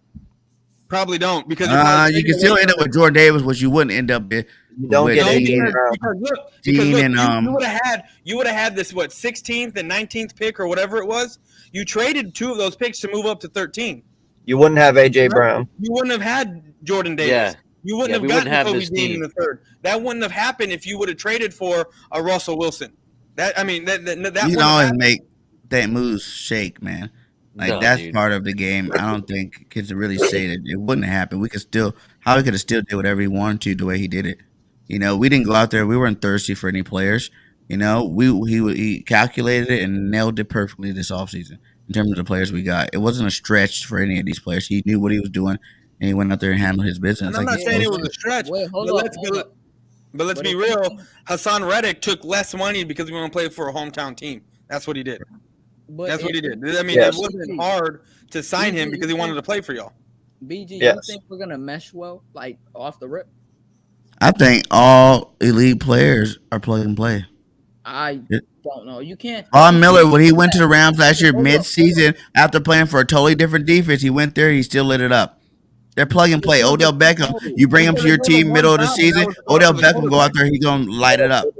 But they gave him one job, and that was to go after the quarterback. That's basically all he was there for. You don't need. And all the players we picked up, they got their one job. You don't need to mesh well with other players to just go out and get the quarterback. Okay. And I don't know. I can't honestly sit here and say that every wide receiver can just be plugged in. No. I think there is certain wide receivers. I say all the elite receivers can. The last 2 Super Bowls were plug and play type situations. They plugged in players on the team to make elite teams, and they won Super Bowls. Tampa Bay did it. The Rams both did it. They both done it. Wait, so the whole needing chemistry thing. Some of those players came mid-season, so the chemistry thing is out the door when you talk about good players, and not only good players but good coaches as well, because you need to coach and make sure you put those players in positions. Who did Tampa bring in? They bring in AB, Gronk, Fournette. AB left. AB was gone when they won a Super Bowl. He already played with Tom though, so you can't really say that. He had played with Tom. He played with Tom. Really, he didn't play that long in freaking New England. And he didn't play that long. He didn't play that long. He didn't play that long in Tampa. They brought in Gronk, who played with Tom Brady. And then, but what about Evans and Godwin, your 2 best players that never played with him before in his life? They still were elite guys. What are you guys talking about? That's because of the quarterback. Yeah, hold on. They were elite before the quarterback got there. Jameis Winston threw 5,000 yards, my guy. But you're talking about the receivers. Jameis Winston is not Tom Brady, and he still threw 5,000 yards with those players. The receivers are plug and play. The receivers were already there in that system. Tom Brady came, and he was new. I'm arguing the chemistry. You don't need the chemistry. That's the part of that argument I'm talking. Tom Brady didn't play with these guys before. That was his first year on the team. Matt Stafford never played with the receivers he had. That was the first year on the team. The chemistry that everybody keeps saying, you need to get the chemistry first before these guys play. I'm saying they didn't need no chemistry. They put the players on the team, and they went out there and won championships. There's a difference, though. There's no difference. Yeah, can I explain to you? I'm just letting you need chemistry. You don't need just to put a player in. You need chemistry. You act like I don't even think most of y'all in here played football before. Because if you act like you're just gonna go to a football team, you're just gonna play, and you think you're just gonna be good. You need chemistry, bro. You can't just go on a team and play. Every football team I've ever been on, where we added a good player, he came in and he was a good player. What football wasn't. team have you seen that has plugged in players just play really good? I just told you the Rams did it last year. What are you guys talking about? So you're telling me that them Von Miller was a last plug year- and play guy last year. But the OBJ, when he went to the team, he's a plug and play guy. The Rams still had their slumps So it though. wasn't because of But chemistry. OBJ They had wasn't- more than that. I'm just but going off the OBJ best wasn't two. like but OBJ wasn't like the number one target. That was Cup. Yes. I mean, you could have put in anyone there, and What? it would have been the same. If OBJ didn't get hurt, he would have been the Super Bowl MVP. Cup wouldn't have been up there in yards that game. It was going to be OBJ's game. It's the player. Like I said, it's the coaching. You got to scheme your players right, yes, but it's the eliteness in players. You can go to any good player, can go to any team. How many trades have we seen throughout the years of football where a good player goes from one team to the other and he does not miss a beat? That's because he's plug and play. It's his elite level of play is the reason why he can go to any team, any scheme, any whatever, and be elite Can I still. ask you a question? Can I ask you a question? Did OBJ play good when he got to the Rams? No. To answer your question, no. He didn't play good. The first couple games, he didn't get the ball as much.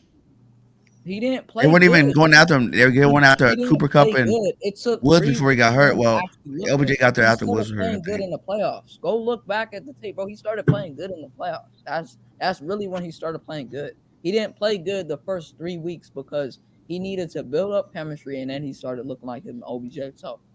And he got that. Even message. that being said, you just said 3 weeks. These guys are been together 3 months before the season start. So why are we still talking about connections and chemistry when you see, like you just proved my point, 3 weeks compared to 3 months? Come on, guys. The chemistry is not going to be an issue going into this season. We add more. Yeah, but the difference is they got the difference is the Rams with Matthew Stafford had an elite quarterback. Yeah. The Eagles don't have an elite quarterback. They have a decent quarterback. We had the number one rushing team. And I'm not saying that they even have an elite wide receiver in AJ Brown, because I'm pretty sure we can name 10 wide receivers better than AJ Brown. He's top 15 for sure. He's top about that. 15. He's top 15, but he ain't top 10 though. I think No. he's top 10. I think he's like 8. I can name So you. I can so give you you're- 10 more so- receivers in the so- league right now that Can I has tell you? 3,000 yards, 24 touchdowns in their first 3 years. Can I tell you? Go ahead. AJ Brown is not better than Cooper Kupp, Devontae Adams, Justin Jefferson, Jamar Chase. Put Devontae out. He's Tyreek not better Hill. than Terry. He's not better than Terry. Tyreek McLaurin. Hill. That's 5. Tyreek Hill, Stephon Diggs. Justin Jefferson, I already Did. said him. I'm trying to think. of Jamar others. Chase. That's 6. I already You said said him. Mike, No. he's not better than Mike Evans, and I'll argue anyone on that. DeAndre Hopkins That's- went fully healthy. That's DeAndre debatable Hopkins- too. Hopkins not the same. Oh my God, this dude's tripping. And still, even if you added those two, you're still only at 8. DK He's top Metcalf is 10, better. my guy. DK's better. Because you can't really DK's go too much farther than that. down the yeah, list. DK's better. DK's You better can't add than too many him. more players. That's already 10 receivers. You're at What about 8 CeeDee last I Lamb? checked. Devontae, Cooper Kupp, D Hop, Diggs, Hill, Chase, Jefferson. I don't give Evans, D Hop, man. I don't give like DK, Evans or D Hop. that's They 10 were receivers. elite, but they haven't been elite. I know he was McLaurin, hurt, but not the McLaurin, same. they're all better than AJ Brown. He's top 15 though. CD not better yet. I don't think CD's like CD will be better than him by the end of the season. I don't think he's better than him. But right now. okay, but look, I'm not gonna say who's better, but CD and Michael Gallup have had better seasons than AJ Brown. Yeah. They've had But, and the biggest difference though, AJ put those big numbers up. The only difference for The AJ difference, Brown. the biggest difference of all those receivers compared to AJ Brown is AJ still put those big elite receiver numbers up on a run heavy team, and the rest of those guys aren't on run heavy teams like Yeah, that. Kenny Galladay is nowhere close to AJ Brown. I don't want to hear that bullshit, bro. That's what I want. Especially Hear, when bro. Kenny Galladay went under Daniel Jones. Bro, Kenny Galladay is overrated as hell, bro. Sterling Shepard, no, bro. Yo, Blue How about City, Darius he's Slayton, playing- Slay? Hell no. I'm kidding. No, Evans. Like I know everyone keeps saying that AJ Brown put up elite number or those big numbers, right? On a run heavy team, but he is still targeted around the average or more than what the average league is. On his last year, he got targeted 105 times. in 13 games. Imagine if he played the whole season, he would have been targeted more. In Yep. 2020, in the 14 games he played, he was targeted 106 times. So, I mean, and he only and Then again, go to last year. Well, who's the number one game. targeted receiver? Huh? Last year, who's the number one targeted receiver? How many targets was that? I know CD had like 120. I know whatchamacall, Jamar Chase was 100 and something up there. Cooper Kupp was 100 and something up there. I guess I'm saying, like, he's not. Cooper That's Kupp what I'm was saying. one. He's targeted less than those guys. Cooper Kupp was 1. Deontay Johnson 2. How many? No, how many? Say the targets. How many targets were those? The targets. I don't even think they put targets in here. Hold up. Trying to think. Hold on, I got you right here. Hold on, I'm on Pro Football Reference. Give me a second. Yeah. Last year he was targeted 191 times. Oh, Woo. yeah. Kupp was. Kupp was 191. Deontay Johnson. No, Adams was 169. Johnson was 169. Jefferson was 167. Where's AJ Brown? AJ Brown was at 105, so he was down. He's down there. Yeah, and But that's the point I'm making. you have to He's understand still something. putting up the big numbers. He was hurt though. Yeah, no, I'm not saying he wasn't hurt, but even the year before, he got targeted like 106. I mean, he's been hurt. But they had a run heavy defense. That matters. Every single year he's been in the league. He's been hurt every single year he's been in the league. He's never played a full season except his rookie season when he was targeted 84 It's only times. 3 years, so it's not like he's only been. I know that. So the last 2 seasons he's been hurt. So, yeah, and I get it. So That's a dramatic difference too. Like 200 targets compared to 100 targets, that's a huge difference. That should be a lot more stats. Trying to downplay a player, there has to be a lot more better stats, and that's not the case. Derrick Henry opened up the offense for AJ Brown. That's something people don't like credit to. So AJ Brown, like, he made his plays happen, but who is really everyone looking at, AJ Brown or Derrick Henry? We all know they're looking at Derrick Henry. They're scheming for Derrick Henry. Yeah, they're not really.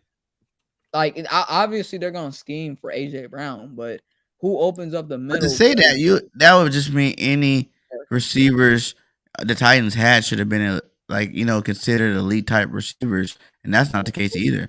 Because AJ Brown, the Titans had plenty of receivers while they had Derrick Henry, and they didn't put up numbers like that. Only AJ Brown's put up numbers like that with Derrick Henry. Okay, so Derrick Henry, so in AJ Brown's rookie season, Derrick Henry put up 303 rushing attempts, and then in 2020, 378 rushing attempts in 2020. Last year, not AJ Brown, but Derrick Henry got hurt, and he had 219 attempts in 8 games.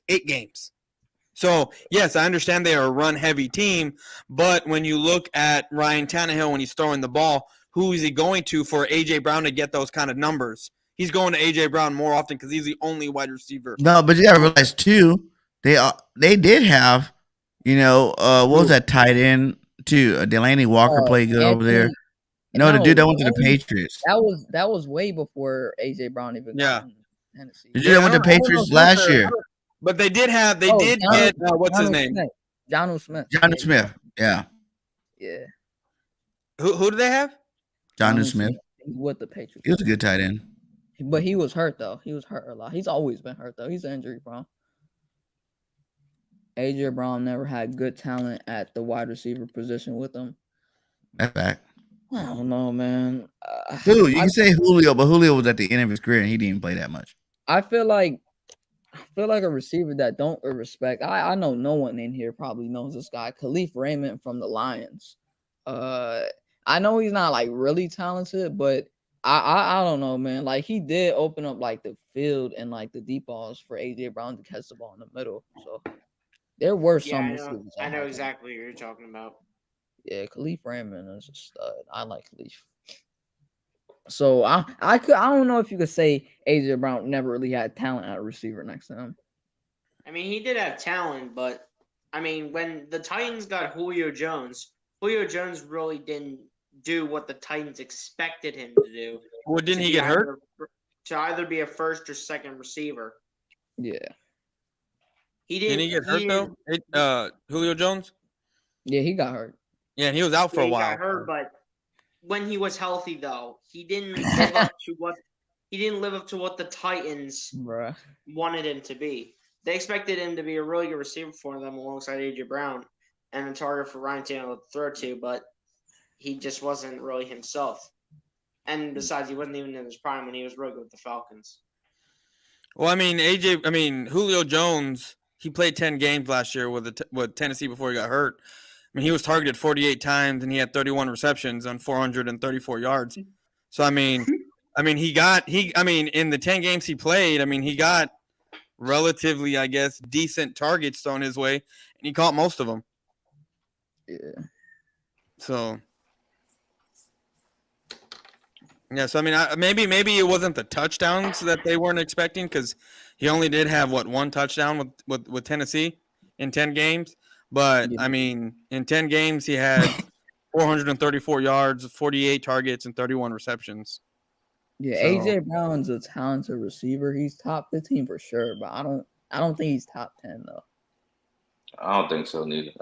My take on AJ Brown. My take on AJ Brown is like, I mean, when you watch basic football, and you play in the run first offense, a lot of time is gonna come.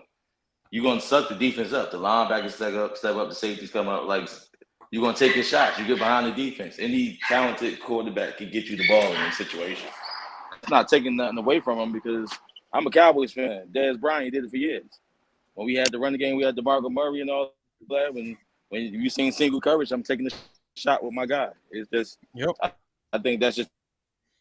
And to AJ Brown's defense too, the quarterbacks he's played with hasn't been. Ryan Tannehill's good, but he's not an elite quarterback. But before last year, before Tannehill or AJ Brown was hurt last year, before that, Tannehill he had like 117.5 QBR, and that was the best in the league. So I don't want to hear that.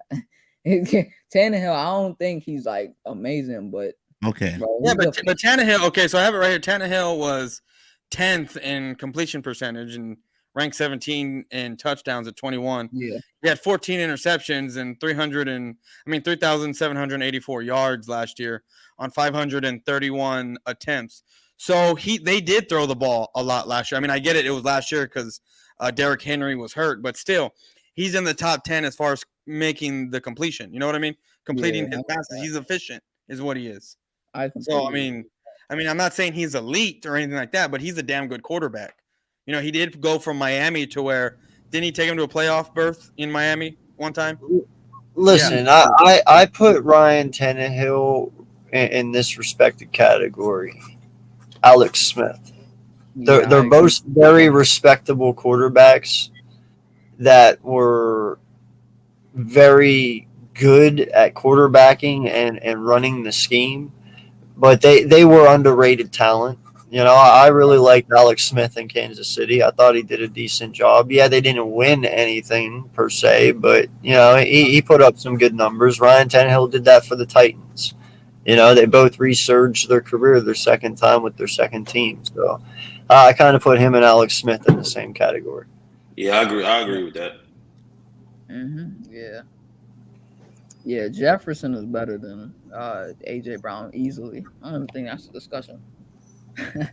But do you think if AJ had, let's say, Aaron Rodgers or Brady or one of these Mahomes type guys, do you think his numbers would be higher?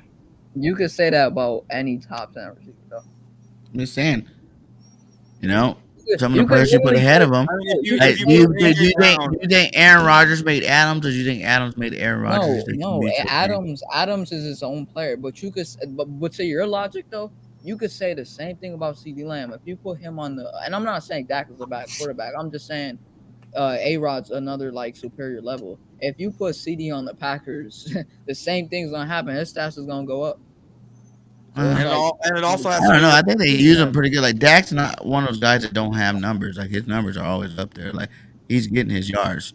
That's one thing for sure. I think that's top 10.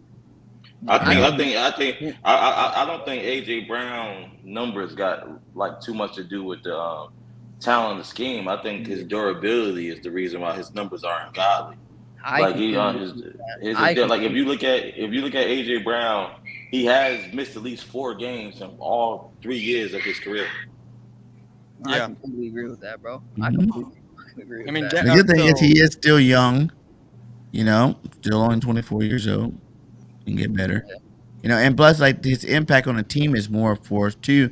Like, if we are the number one rushing team, he knows how. He's one of the better run blocking receivers out there too. So he helps out in both ways. Like, he's an all around weapon for the offense. Telling you, man, CD is gonna be one by the end of the year. I'm gonna argue anyone on that, but right now, He'll be one what? Number one receiver in the league? No, NFC East. One. No. He's gonna be by the end of the season. Yo, what's good, Thomas? There's no way AJ Brown's gonna be number one by the end of the season because the No, only I way didn't say him. No, I know, but I'm telling BG31 because I know he's shaking his head because I know he's gonna say AJ Brown or even Smith. But there's no way that either one of them can be number one, only because you can't get both of them the ball at the same time, and one of them is going to take targets away from the other one. I don't think either one of them is going to touch 1,000 yards because Both of them. I don't know, not even close, not with your quarterback, not with your No. quarterback. Yeah, it's with our quarterback. I guarantee you, one's going to touch 7. Why? And one's gonna touch Why do you think 8. CD was so considered so good coming into the pros? Because who was his quarterback his last year? Who was the quarterback that threw for 4,000 yards and had over 1,000 yards rushing? His quarterback in college that made him so great too? Who? Jalen Hurts. So don't No, give me that that's a quarterback lie. thing. That's a lie. What are you That's talking a lie. about? Jalen Hurts had some of the best college numbers ever with CD Lamb. Baker Mayfield had great numbers with CeeDee Lamb. CeeDee Lamb had great numbers with Baker Mayfield. Did he have better numbers? The thing that you have to understand, though, Did he have better numbers with Baker Mayfield? Or did he have better numbers? Oklahoma didn't have receiver talent, though. Oklahoma didn't have receiver talent besides Lamb. They had that was Rambo, it. and that's it. They had only Christian Rambo. So CD was literally Rambo was good. hitting the ball every play, like every game. Yo, what's good, Van City? How you doing, buddy? Appreciate you, sir. Shout out to the 18 in the chat. Thank you all for joining us. Please hit that like button. Please hit that subscribe. Please definitely go subscribe to each person up here on the panel as well. Great content creators in their own right. Oh, man. So we're talking about wide receivers here all of a sudden. So what do you guys rank at our trio? If you go on AJ, Smitty, and Quez compared to everybody else in the league, where are you guys going with them? Out of everyone, all 32 teams? Yeah, all 32 teams, but just off of the trio. Like the first three, don't add tight ends. I know people like to do that with the Raiders. They'd be like, oh, you know, they got Waller, you know, Adams and whatever. No, just receivers, 1, 2, and 3 on your roster in the league. I mean, if I'm being honest, I feel like that's it depends how you look at it. If you're going off potential, it could be good, but like realistically, that out of the trio, you got 1,000 yard receiver out of the trio. What's his name is in his second year, so we hoping he takes the next step. And Watkins is like still wet behind the ears. We still don't really know what he is. So it's like, high would you put him? We still had how many yards last year? Almost 800 yards last year. Watkins last year, so I don't know. I still put him pretty high. Okay, so I know we're talking about something else real quick, but I want to go back to BG real quick. I was looking up the stats in college for Baker Mayfield and Jalen Hurts and CeeDee Lamb. Baker Mayfield destroys anything that Jalen Hurts ever did in college. Destroys him. Baker Mayfield in 2017 had 4,626 yards, and that was CeeDee Lamb's rookie year, who he had 807 yards. So Baker Mayfield. Okay, and I go to Hurts. And then you have Jalen Hurts when he started for Oklahoma in 2019, only had 3,851. So Baker Mayfield had almost 1,000 yards more than Jalen Hurts at Oklahoma. But he had 1,000 yards rushing too, and like 50 touchdowns. And Baker Mayfield had 43 touchdowns passing, while Jalen Hurts had more over touchdowns and more overall yards. Okay, Jalen Hurts had 5,000 yards. Quarterback is a passer. I get it. No, that's not the case. Quarterbacks come in all different shapes, sizes. Hold on. When the league first started, quarterbacks ran the ball every down. Okay, look, there used to be no forward passing in the NFL. Okay, so to say that you have to just be elite arm talent to be considered a good quarterback is garbage. No, it's not, because it went from Michael no Vick's forward- elite, and he Hold was on, never. hold on. Look, let me finish my thought. You went from no passing, no forward passing in the NFL to finally being being able to have a forward pass. The quarterback stopped running for a long period of time, which there wasn't no mobile quarterback for the longest time. Not the way there is now. Now that's why it's evolved back into being able to be that's why it's a dual threat quarterback, because you're able to now run and throw, which some of these quarterbacks do more running than throwing. I mean, Jalen Hurts over here had Most young 800 quarterbacks yards do rushing. just because you got to figure out the game.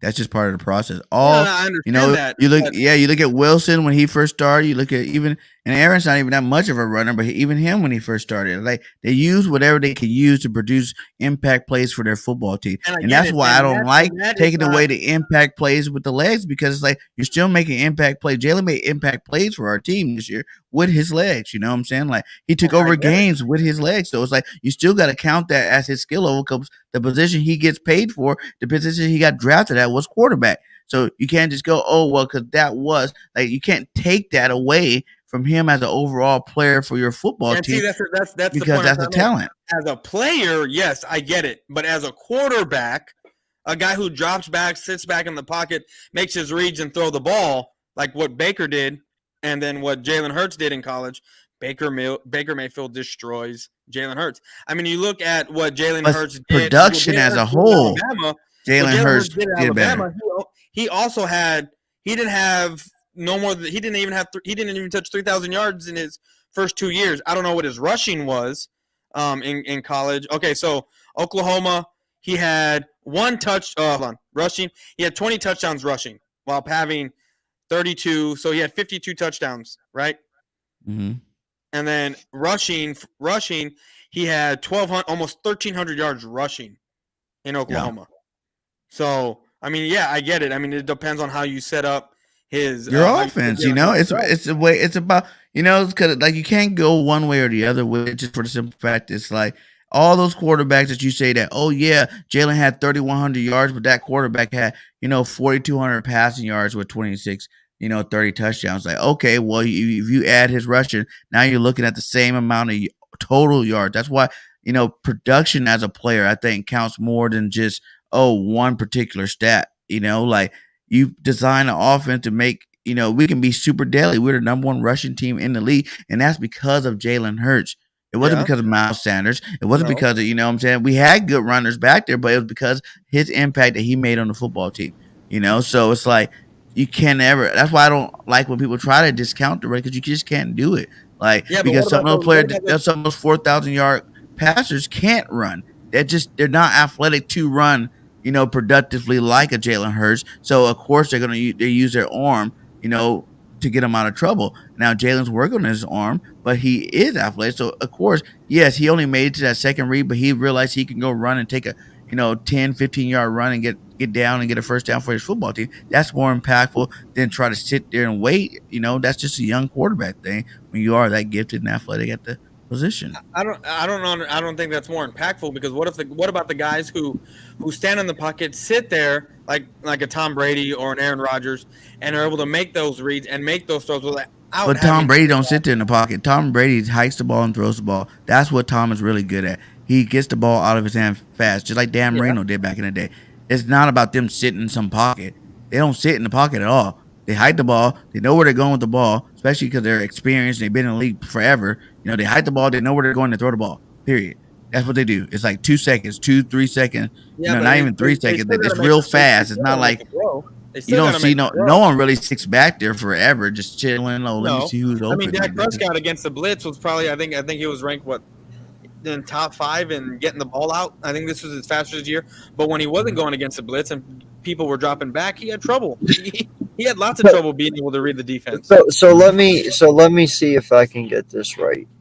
You discredit rushing touchdowns less than passing touchdowns? Is that what I'm getting? No, I don't discredit them. I'm just saying there are some quarterbacks who are pure passers who get 50 touchdowns with just their arm and the 5,000 yards with just their arm, while other quarterbacks have to take off running to get those total number of yards and then don't even come close to get. Yeah, but I'm saying though, like when you think that passing a touchdown is more meaningful than rushing one.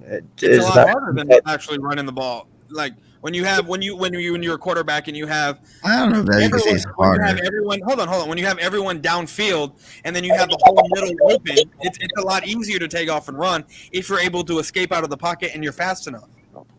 But that's a trait. That's a gift. So you can't take away the gift. Like there's a lot of quarterbacks just can't do it. Peyton Manning one of the best quarterbacks ever, but Peyton Manning ain't running for nothing ever.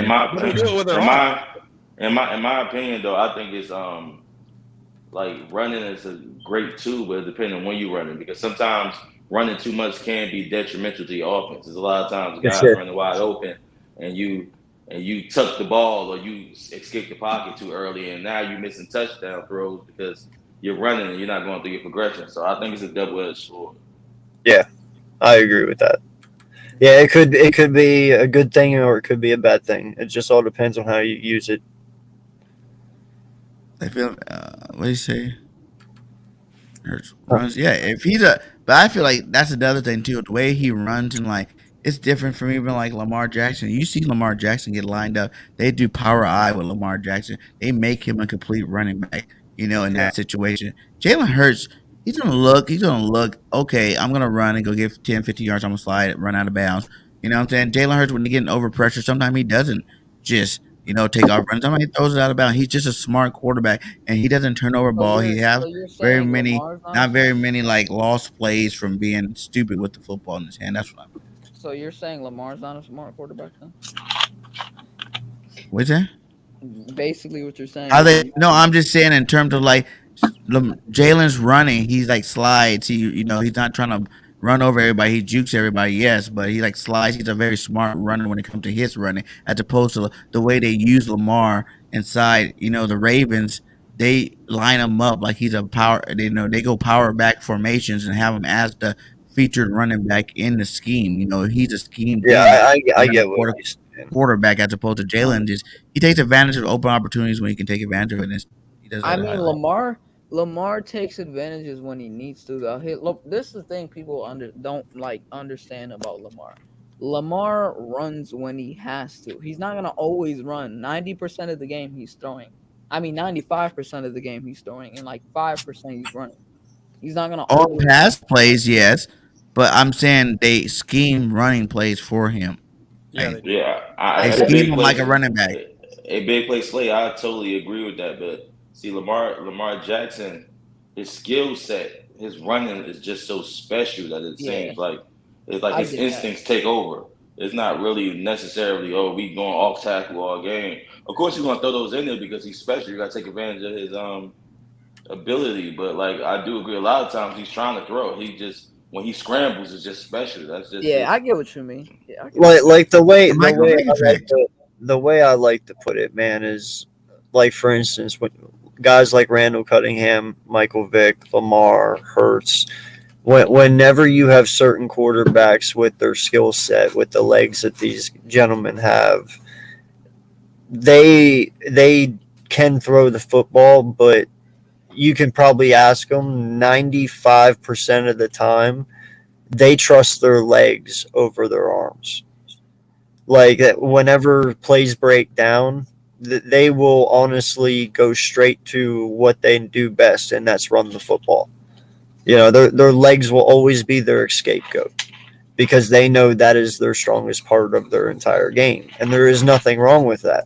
In fact, I actually prefer Jalen throwing the ball on the run rather than sitting in the pocket. I believe he throws a better ball while he is scrambling, but that's just my opinion. And I don't even consider him at that. Like the spectrum. The Peyton Manning passing, the Tom Brady passing. That's a high for pocket passers. Then you go to like rushing. You go to like the Michael Vicks and the Lamar Jacksons. Like I think Jalen's more of a balanced quarterback. He's in the middle of both. Just give him some more time. He's going to show you. Like I think this year he's going to show you the passing side of it. I think a lot of that had to do with Nick Sirianni's scheming and playing, and his development in general. But the fact that he actually, when he realized that I've never been in the same system. I've always been learning on the fly, but over his career, he's always still been getting better. I think that's one huge, benefit that's going to really take form this year, and he's really going to explode because he's going to be able to start this training, start the season out, already knowing the system, already understanding the system, being able to look over plays from last year and realize, where he needs to go and where he needs to improve and just be an overall better quarterback this year. Well, oh, sorry, man. And another point to that, BG, is, something else people got to realize too is this kid is, as far as we know, he's single, right? Like he has no one. He dedicates all his time to this. All he does is wake up, live and breathe football and go to sleep and probably dreams it as well. Like he has no distractions. He has no wife. He has no kids. Like this is something that he takes serious from morning till night, so see what he's got. I mean, this is the year though. Year For 3 sure. is the year. Like year 3 is the year where they gave Josh Allen Diggs. I mean, it happens. I mean, year 3 was the year that they gave Daniel Jones, Kenny Galladay, but that didn't work out. The Cowboys traded for Dak. That's usually, they traded for Coop. That's usually the year where you say, are we paying this guy now? Let's put as much around him as possible. Like, so this. Let's be fair. We only traded for Coop because the wide receiver by committee was trash, which garbage. We knew that was going to happen, and guess what? It made Dak Prescott look like what he actually is, and that's horrible. So you add in Coop, and then I get it. We go on a win streak. We go to the playoffs the following year. But then now what it is now we're not wide receiver by committee anymore, even without Coop. We have CeeDee Lamb, we have Michael Gallup. So it's not a wide receiver by committee this upcoming year without Coop. It's a different wide receiving core that was what it was the first time around when we got rid of our big name guy in Dez Bryant. You can't compare CeeDee Lamb to an Allen Hurns. You can't compare Michael Gallup to a Cole Beasley. It's just they're not on the same level. I think we had Butler also when we were doing wide receiver by committee. So that's why we traded for Amari Cooper. And then Dak Prescott, his numbers went up because he had a number one wide receiver to throw to. Then you guys passed more. Without that number one wide receiver, he has horrible yards, or just his quarterback play is just bad. And we're drafting somewhere in the top 5 that year, which to me, I don't think we should have traded for Cooper because we would have got a different. I don't know who were the quarterbacks coming out that year after that season. Oh, what after Dak and Wentz's year? Oh, that was no. I mean, like when Dez Bryant left, that was 2019, and then that season is when we traded for. Or no, was it 2018 that we traded for Cooper? Yeah. So then 2019, who were the quarterbacks that came? But that's been saying, like you guys just said too. You guys proved my point. Like that was the year Daniel Jones, Kyler Murray got drafted. 2019.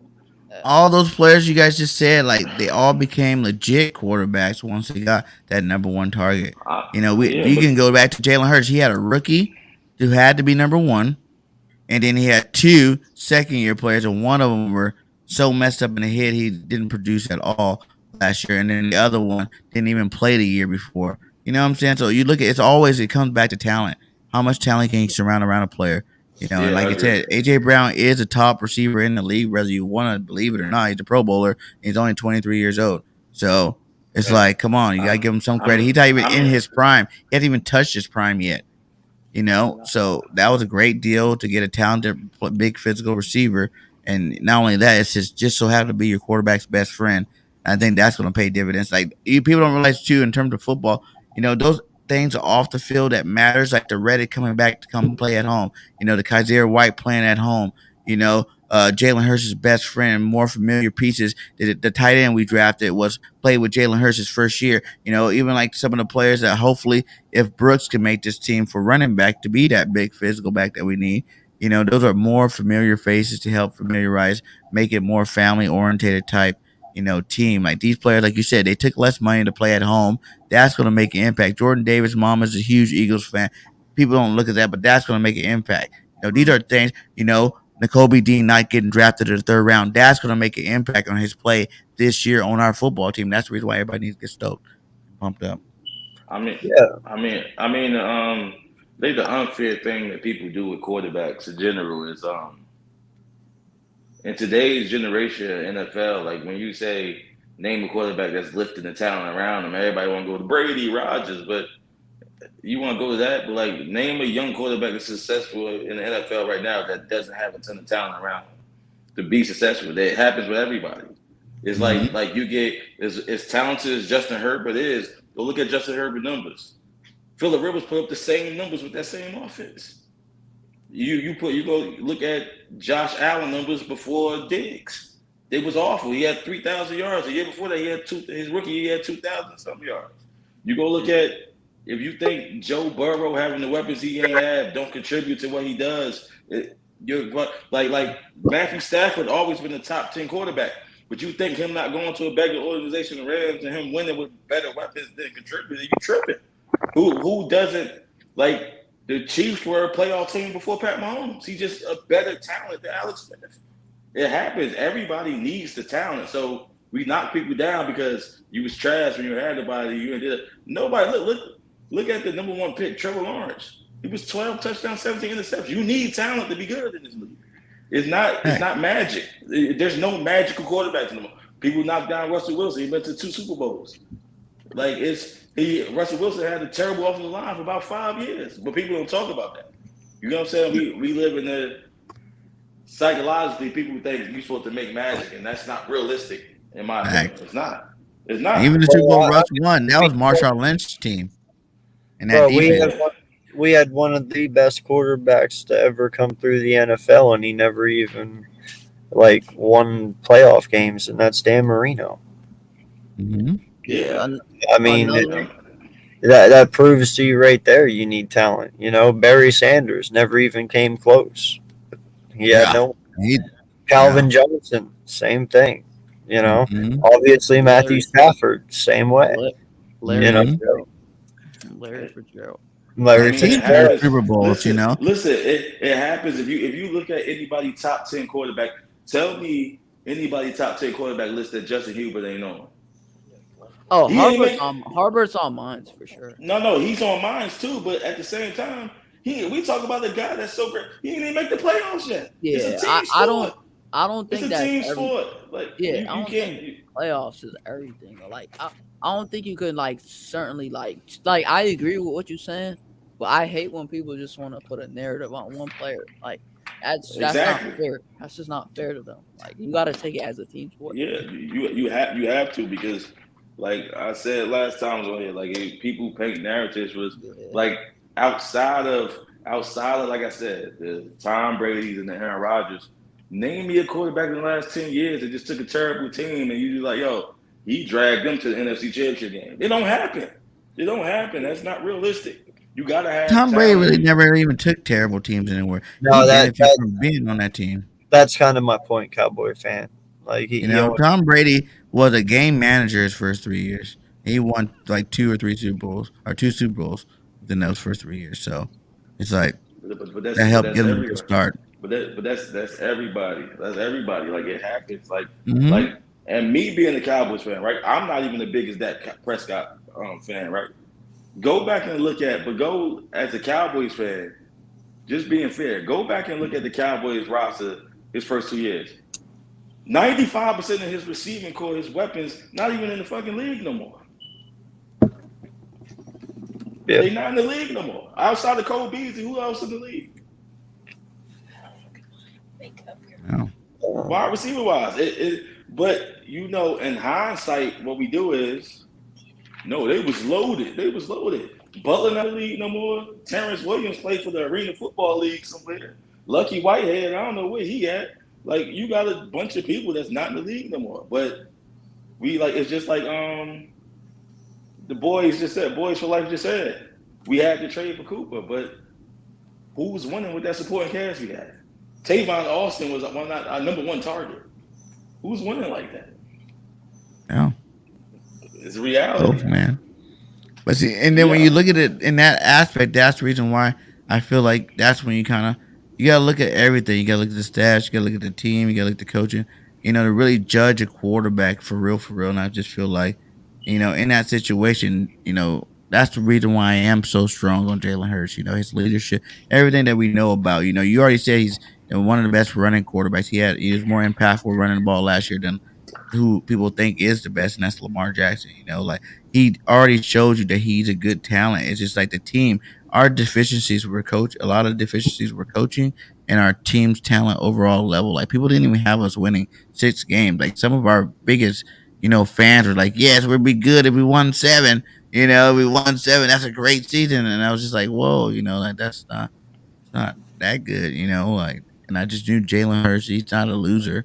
That's for sure. Like you said about Jimmy G, I heard someone saying earlier, but Jimmy G's just a winner, what I'm saying? Like, you got to have all the attributes together to make a great quarterback. You get a little bit of everything, to make a great quarterback. And that's why I say from here on out, I really put more on Shane and Nick to make Jalen great.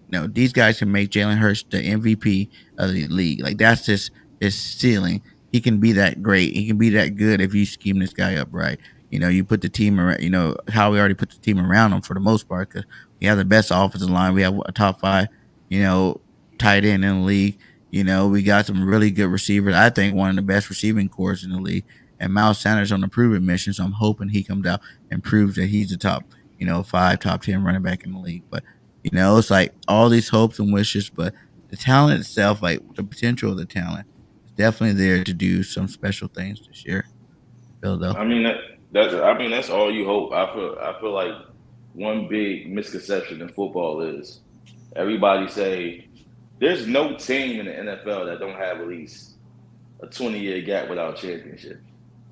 I feel like in the NFL, all you can hope for, it's such a team game, all you can hope for is we got a team that's good enough to compete in the playoffs, and hopefully it's our year. Is my team good enough to beat any other team in this conference any given Sunday? That's all you can hope for. Because it wasn't like the Rams got some breaks last year, dropping interceptions, and like they got breaks last year. Ain't nobody was head and shoulders better than the other team. San Fran had just beat them 8 straight times before that game. Like it happens. Sometimes you need breaks, man. As long as your team is good enough. As a Cowboys fan, I know we a playoff team.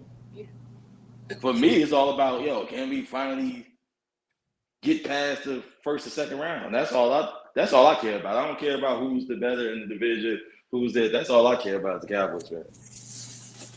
Well, I really don't care about that. No, I get it, man. And that's the thing. Like on paper, dude, this team is really good. I'm not going to deny that. What we've built this offseason, I'm very pleased with. I have no arguments whatsoever. I think Howie did a fantastic job. But that's the thing. Right now, it's only on paper. And I want to believe it. I'm going to believe it. And I feel really good about our team. But believe it, AK. No. At the end of the day, we are content creators, but we are fans Don't first. let them do that to you. No, but believe it. I do, but I'm telling you, we're about to lay it back down on the NFL this year. I'm going to be real though. Like until I see it, I'm not going to just sit here and flaunt it. Like I need to see it. There is things that need to be shown, and I'm not going to bullshit that. Like so. Smart man. Like for instance, whenever, like back in 2017 when we played, when we were 7-2, I started believing it. You could see it, you could feel it. They've proven it time and time again. I need to see that. You can show me anything that you want to show me on paper, and yeah, it looks great. Like dude. Chocolate cakes look great all the time, right? But sometimes they don't taste that good. Like, But even that year, that was talent picked up throughout the year, and that's why Carson was playing out of his mind. So like as the year progressed, we were already putting steam ahead, getting full steam ahead, and we're still adding pieces to it. That's why you start to believe, well, okay, the Super Bowl's coming. Oh, it's possible, it's possible. And I even think some people at the 11-2 or something like that, at that mark, people weren't still talking Super Bowl. They just knew we had a really good team. You know what I'm saying? And things were starting to go in our favor. So I believe it. But this year, I feel like even that Super Bowl team, this roster's like hands down better than that roster. Like not even close. What? And it happened 3 months before the season even started.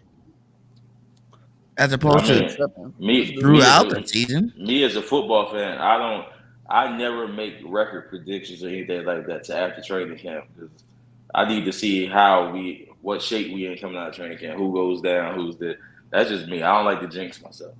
I don't never make my predictions. Like no lie, man. In all honesty, I would rather go in and hope for the best and expect the worst, and just say, hey, we're gonna be at 11-12, and then really have them surprise the shit out of me, or I just be completely right and be comfortable at 11-12.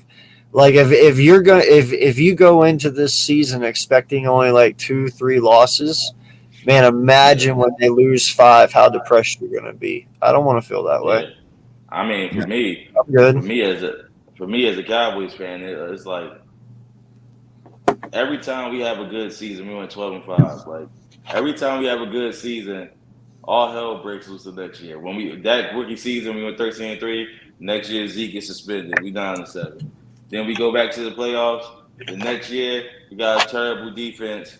We can't stop a nosebleed. We 8-8. The next year, we go back to the playoffs. Like it's always something. Like as a Cowboys fan, my adult life, there's only been 2 times in my life where I feel like, yo, this team right here, we possibly go to the Super Bowl. Both times, all hell broke loose.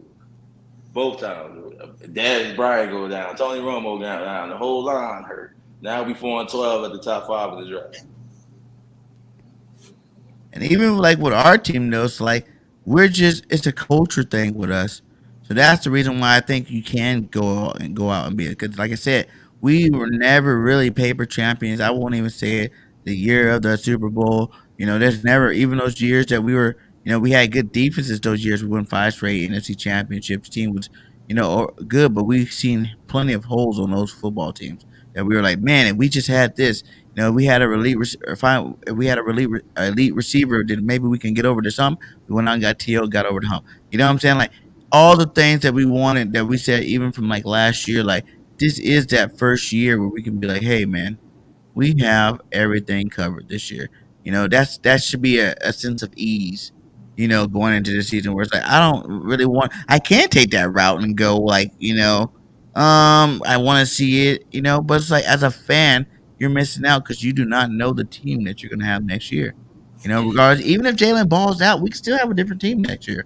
You know what I'm saying? That won't be as impactful or something. You never know. It's a right now league, and right now the Eagles is that team. They top 4. They said in the NFC, the rating came out. We were number 4 in the NFC. And in top 10 overall. It's like, come on now. They're actually, even the outside people are, kind of putting their blinders down and realize they can't shut us out no more. We got the roster now. In the beginning of the offseason, it wasn't that way. And now that we made the moves, it is that way. People are giving us our respect out there in the outside world. So we need to be, especially as Eagle fans in general, we need to be the first ones out pumping our chest and taking advantage of the opportunity. Because like I said, we might not have this opportunity next year. Even with the roster we have, we got a lot of guys on 1-year contracts. Their contracts are coming up where we need to decide if we're going to extend them or not. A lot of veteran players that won't be playing for very much longer. Kelsey, Cox, like, dude, we've got to take advantage of the moment. And the moment's now. So yeah, well, I'm going to use every moment of it to just pump my team up and tell them that we are about to smack the hell out of everybody. No, and listen, I agree with you to a point, and that's why I said I'm safe at 11-12 because, like, dude, I do understand, and I know it's early, but it's going to be said, dude, injuries happen, man. I don't know what the hell is going to happen.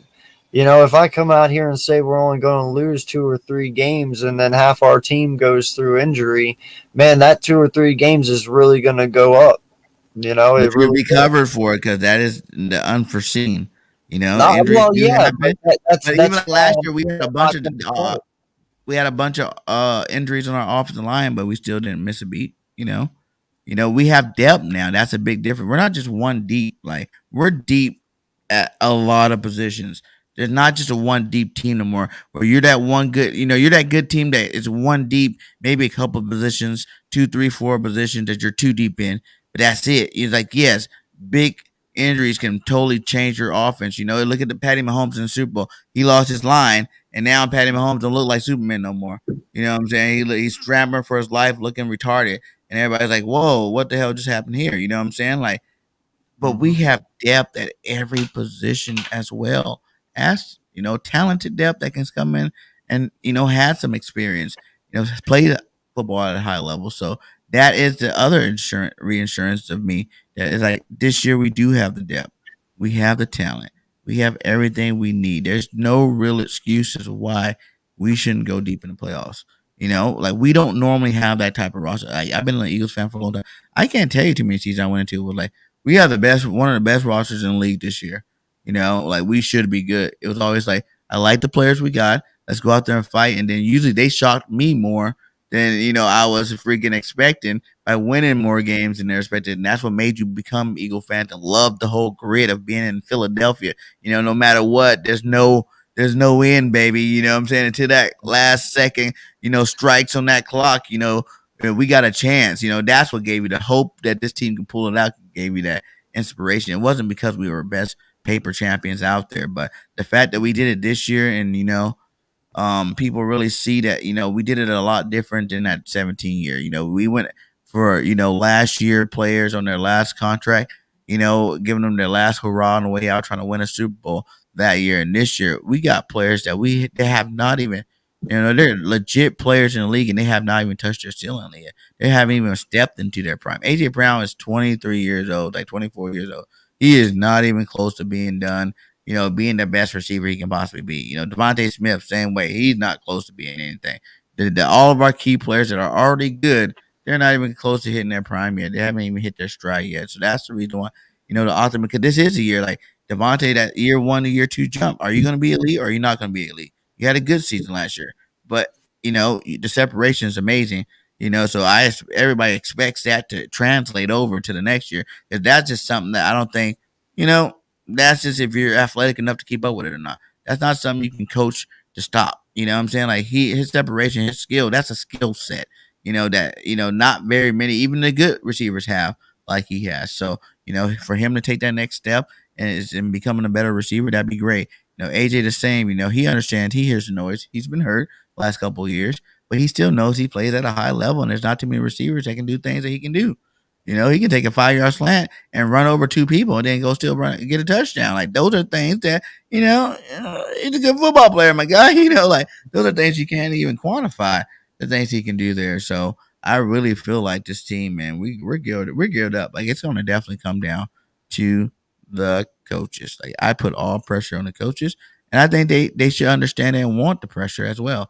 Because they do have to prove themselves. JG, hearing all these head coaching talk things come up. This guy should be a head coach, and we're just sitting there like, what are you talking about? Like he can't even be a defensive coach. Why are you trying to make him your head coach? You know what I'm saying? Like he has to prove that he's good enough to go out there and actually have a good defense. You know what I'm saying? To actually produce.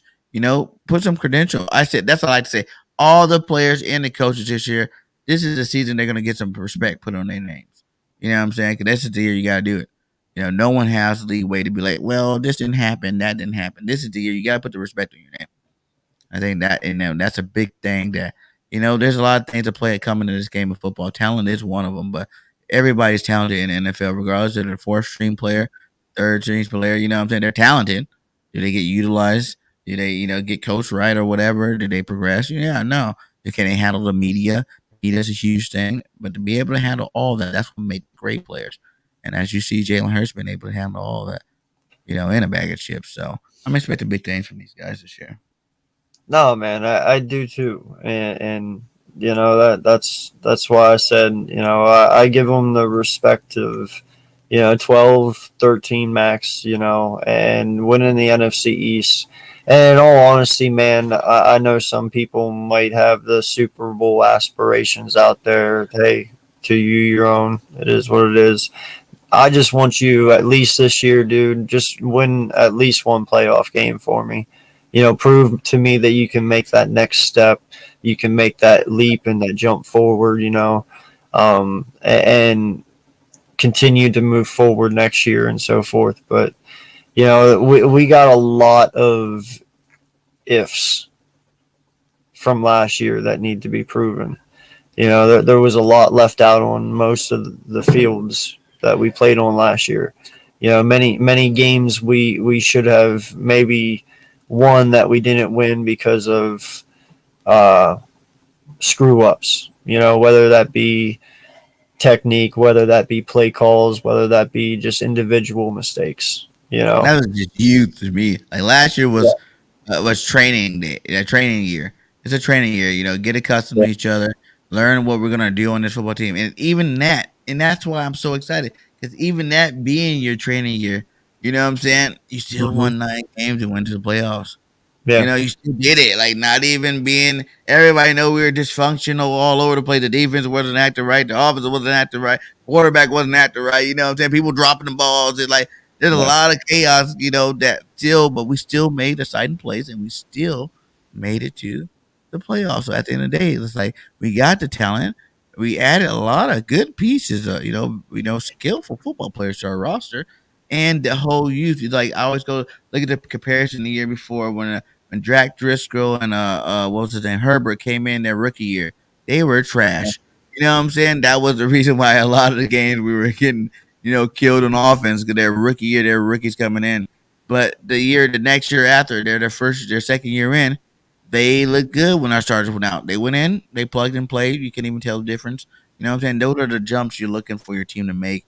And those are the jumps, these young players and coaches, have all made, going into their next year together. And just the camaraderie of just being able to start from a starting point as opposed to starting from ground zero. They're starting from the NFC Championship, what they've learned by then, and they're moving forward with that. That's always going to make your team. Every position should be better. Every player should be better on our team. So it's looking pretty good. And of course, Jadis, we're definitely going to be doing that, my guy. Yeah, and I mean, you also have to realize too that this is their second year in both these playbooks. So this year, it's not about the installment. It's already installed. It's more about instincts now. These guys have this stuff memorized. Now it's just about fine-tuning what you already know. So, that's what I'm saying. Just prove that you can make that progressive step forward. Yeah. As long as each and every person on this team offensively and defensively makes that progression, it's a successful season as long as the wins and the success comes with it as well. Yeah, and like I said before, everybody has the right to, choose when they want to be all in on it or not. You know what I'm saying? I don't agree. I think everybody has a legitimate reason. If they want to wait and see what happens with the team, they have a legitimate reason too. That's straight up, But at the same time, I think everybody also has the rights to party and have fun with it and be like, yeah, we're going to dominate people and people are going to get their butts kicked, we're going to win a lot of football games. We're going to the playoffs. We're going deep in the playoffs, like those type of aspirations too, because it's sitting right there in your face as well. So it's like, every team, even if you gave me your top 3 teams in the league, all those guys have the same if factors as we do. They have to worry about the injury bug too, just like we do. There's not a team in the league that don't got to worry about that. No matter how talented your roster is, but the perception those teams get, it's like no one worries about that end of it. You know what I'm saying? They're just like, they're the best team, period. Oh, watch out for these guys. Wow, wow, wow. I'm just saying you can do that for your team too. We know the what ifs. Like if this happens, it could mess it up. If these guys don't develop, it could have messed it up. But from what we've seen, the progression of what we've seen, you should already know that it is time to make noise. It's time to be excited about this year's team. That's for sure. Oh yeah, no, and that's what I said. I'm not arguing about the excitement. I'm not arguing about the talent. We we definitely have got the talent. We definitely brought in the right pieces. I feel this team has made a major step forward. I've said it before, and I'll say it again. We went from having one of the worst wide receiving cores in the NFL to one of the best. We went from having one of the worst linebacking core to one of the best. We're not up there yet, but we're getting there. We've definitely made major jumps in both those places. Even our cornerback getting Bradbury. That's an upgrade from Nelson last year. Thanks. And then you go out and you get Tart. That's a very good depth piece and a very good person to have. If he had to start, I'd be happy. But I still want Kayvon or Epps to beat him out. That's what you should want your young players to do it. Like I like Tart. Like I like the one on Niners. You know what I'm saying? Like I'm happy he's here, and I think he can definitely do the job. Because you got to realize too, like the way we constructed our lines, skill positions, it's gotten a lot easier for these guys. It's gotten a lot easier. That defensive line, the way we upgraded, as much as we upgraded that defensive line this year, and the pass rushing in general, man, it's gotten a lot easier. So these guys aren't going to be expected to have to do as much. You know what I'm saying? It's not as dire need. Like they're not going to be on pins and needles. Like if they mess up one play, like because there's still 10 other guys out there that's looking good and that's going to be playing at a high level. You know what I'm saying? To help make up for some of their mistakes. The teams that are, like you said, it's talent at the end of the day is what wins football championships. Talent, and we definitely got that. So we definitely are in that list and in that discussion of teams that can win the Super Bowl. And I would tell people, I'm putting my money down on the Eagles in the Super Bowl. I would go put money down now before the season starts. It's kind of like the same thing. I would sign Jalen Hurts now before the season starts and get through the, you start getting through these games and you actually see it because you knew it before you seen it. It'd be one of those things where you knew it was going to happen before you seen it. You just wanted to see it. But now seeing it's going to cost you $10 million, $10 million extra more dollars that we could use for better players next year and the year after and the year after. You know what I'm saying? Like, in terms of the over justification for our football team that we continue being a great team, like you should go ahead and handle your business because you already know. They already know. Owns that dude. So clarify for me then. What is BG's expectations for this team? I just want to make sure I have it all 100%. 12 is the floor. Okay. 14 is the ceiling, but I think we go 13-4. Okay. And to be honest, like I keep saying this, and if you watch any of my streams before, I keep saying 13-4, but whenever we go through the actual list of games, I never come up with 4 losses. It's kind of weird. But I still, I still try to give you 1 or 2 games where it's like maybe I think we should win that game. We don't win it, but I never ever. The best I've done, at 17-0 obviously or 16-1, but realistically speaking, like, I don't even see the 4. But I'm using so this is football. If you had the 4, who's your 4? Ah, man, I have to look at the schedule right now. Well, you have a copy of it? I know if I use the 4 method, we did lose to the Cowboys one of those games. If I use the 4 method. I have it. There it is. Well, there we go. Okay, so the 4 would be one of the Dallas games, right? Yeah.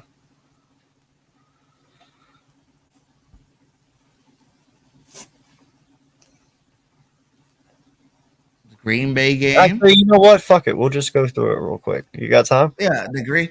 But see, I'm telling you, I'm looking at it. I have to find the 4 again. Hey, that's fine. We'll do that.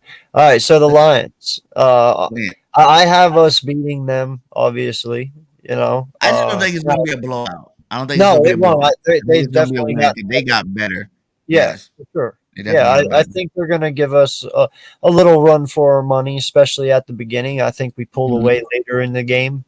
But yeah, I definitely like the way the Lions are going, but I do have us getting that dub. Yeah, I'll respect them and say they give a fight. I agree. We got to win there. So week 2, the Vikings. I say we win that game too. Yeah, I want to say that as well. That's just my head scratcher right there. That's one of them. You know, I do understand. I'm not a huge Kirk Cousins fan. I think if they lose, it's because he chokes. Mhm. But I do know they have Justin Jefferson. I do know they have Thielen. I do know they have Cook. You know, they have Conklin as tight end, right? I still think he's there. Um, you know, their defense is actually pretty decent, but they do have a new coach as well. So, you know, that's an iffy game for me. It could go either way. But the bias in me wants to give us that dub. Yeah, that's true. Okay, so we're at 2-0. I think we sweep the division, to be honest. Like, that's my personal opinion. But I can see, like I said, to get that 4 loss, you gotta say it. One of these Calgary games. So as of right now, we're gonna go 3-0 with beating the Washington Commanders. That's at Washington, right? Yeah. Yeah, I don't care where it's at. I think they're both gonna. You know, there's some people out there who think Carson can get one on us. Can he? I don't know. I don't know how much Carson has left in the tank. I mean, I know he's a good football player, but he doesn't love football.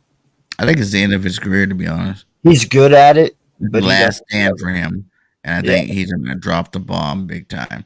Like I said, especially after leaving us and going to your guy Frank Wright over there in Indy, and still not being able to get out of your funk, man. You know, like you cost him the playoffs. You know, like you made bad decisions with the football at the end of those games. So I don't know. I'm not really. All right, Jay, I will get to that game as soon as I get there, buddy. I got one for you. So we're 3-0 here, and to be honest, I think one of the games. That could be the one. If he pulls any game off, that's the one he pulls off. One of the games I think is the Jag game. Now, Dougie P, right? And a lot of people know the Jazz sucked last year, but a lot of their key players were hurt last year as well. They are getting back this year, and they had a decent draft. You know, that could be one. You know, maybe Dougie P does something because he does know some of these players on this roster to a T where he can he can kind of scheme up some things. You know, he's a good play caller, and I think he took that break to come back and be a little bit better this time around. So that would be an emotional game that we lose a nail biter, you know, because some BS happens, or it's just I don't know. He gets us out of sync somehow. So we can say I think we should win the Jags. But if you want to throw, because I have to throw some losses out here because I just have to because I don't see very many of them. I'm going to say an upset game against Dougie P. And I wouldn't even be 100% that mad about it. No, I mean, I could see that happening too, especially if you start out 3-0. Like you need an eye opener game. I could definitely see that, being a sneaky one. I listen. I laugh a lot because I watch Undisputed. I like Skip and Shannon, and in some sort of sneaky way, even the way you talk sometimes. Shannon said, "Listen, he's like there's no reason you can't look at the beginning of this schedule and how it's all worked out that you couldn't realistically look and say by week 9 they are 8-0." Yeah. Right. But you could also throw one loss in there, whether that be Dallas or Arizona or Pittsburgh. You could throw even 2 in there maybe, but realistically though too, it could be complete 8-0. I mean, but we'll get to that, and this is one of those things. I expect us to win week 4, but there is that slight chance, like you said, Dougie P can slip one in on us. So just because he knows everybody, he knows everybody. Yeah. He can probably work on every weakness possible. And like I said, any given Sunday. And then are we at home that game? Yeah. See, I don't know. Being at home too, I don't know if we're gonna lose to the Jags. Yeah, that's kind of hard. That's there's a lot that I'm gonna just throw it out there. Like, don't kill me on that. I'm not saying we can possibly win that game. We should win that game. I say we should win that game, but if we had to think of a loss, I would say that could be one for sure. So we're going 3-1, and then we go to the Cardinals, and I think we win the Cardinals in Arizona. I just don't think they're as good as we are. You know, that's been my only argument with this whole thing is one, D-Hop is not back yet this game. Mm-hmm. Two, Kyler has proven he can't win without D-Hop. Mm-hmm. Yeah, I know Zach Ertz is there. They have a good defense. The run game is pretty decent, but I don't know, man. You know that one's a toss up too. That could go either way, and we somehow suck in Arizona all the time. Mm-hmm. I really want to say we win that just because D-Hop is not in it. Yeah, you know that's why you always get looks whenever you're like, oh, it's 5-0. You know, because like I said, these are both balanced. That's why I'm safe with it. You know, it could go either way. But, yeah, I believe it's going to be like a 21-24 type game. You know? Yeah. It'll be a close game for sure still. But I think we slide that one out. And then, see, this is the other part with me. You know, that I'm kind of with Dallas. I have us losing, though, week 16. Yeah, this is me. I feel like that's where I'm kind of torn because I'm like, I feel like we could split with the Cowboys too, but I don't want it to be the Week 16 game. I don't want anything ruining my Christmas. Goddammit! So if they're gonna win, they're gonna win this game on the Week 6, and that'll be the only way I'm gonna accept this situation of losing. If not, if we win Week 6 and we're sweeping the division. If we don't win Week 6, that'll be your man. You really want to sweep, don't you? Yeah, they did it last year. I think we're better than their team last year. I think so. It's like I want to see us be dominant like they did last year. You know, we go out there and disrespect people. You know, so yeah, I'll say.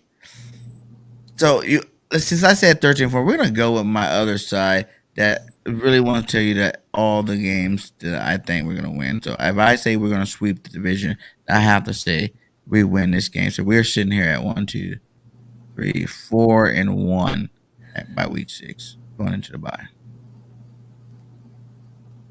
I got us going. Listen, man, if I'm gonna be completely honest with you and go with my original theory, then right now I have us going 6-0 right now.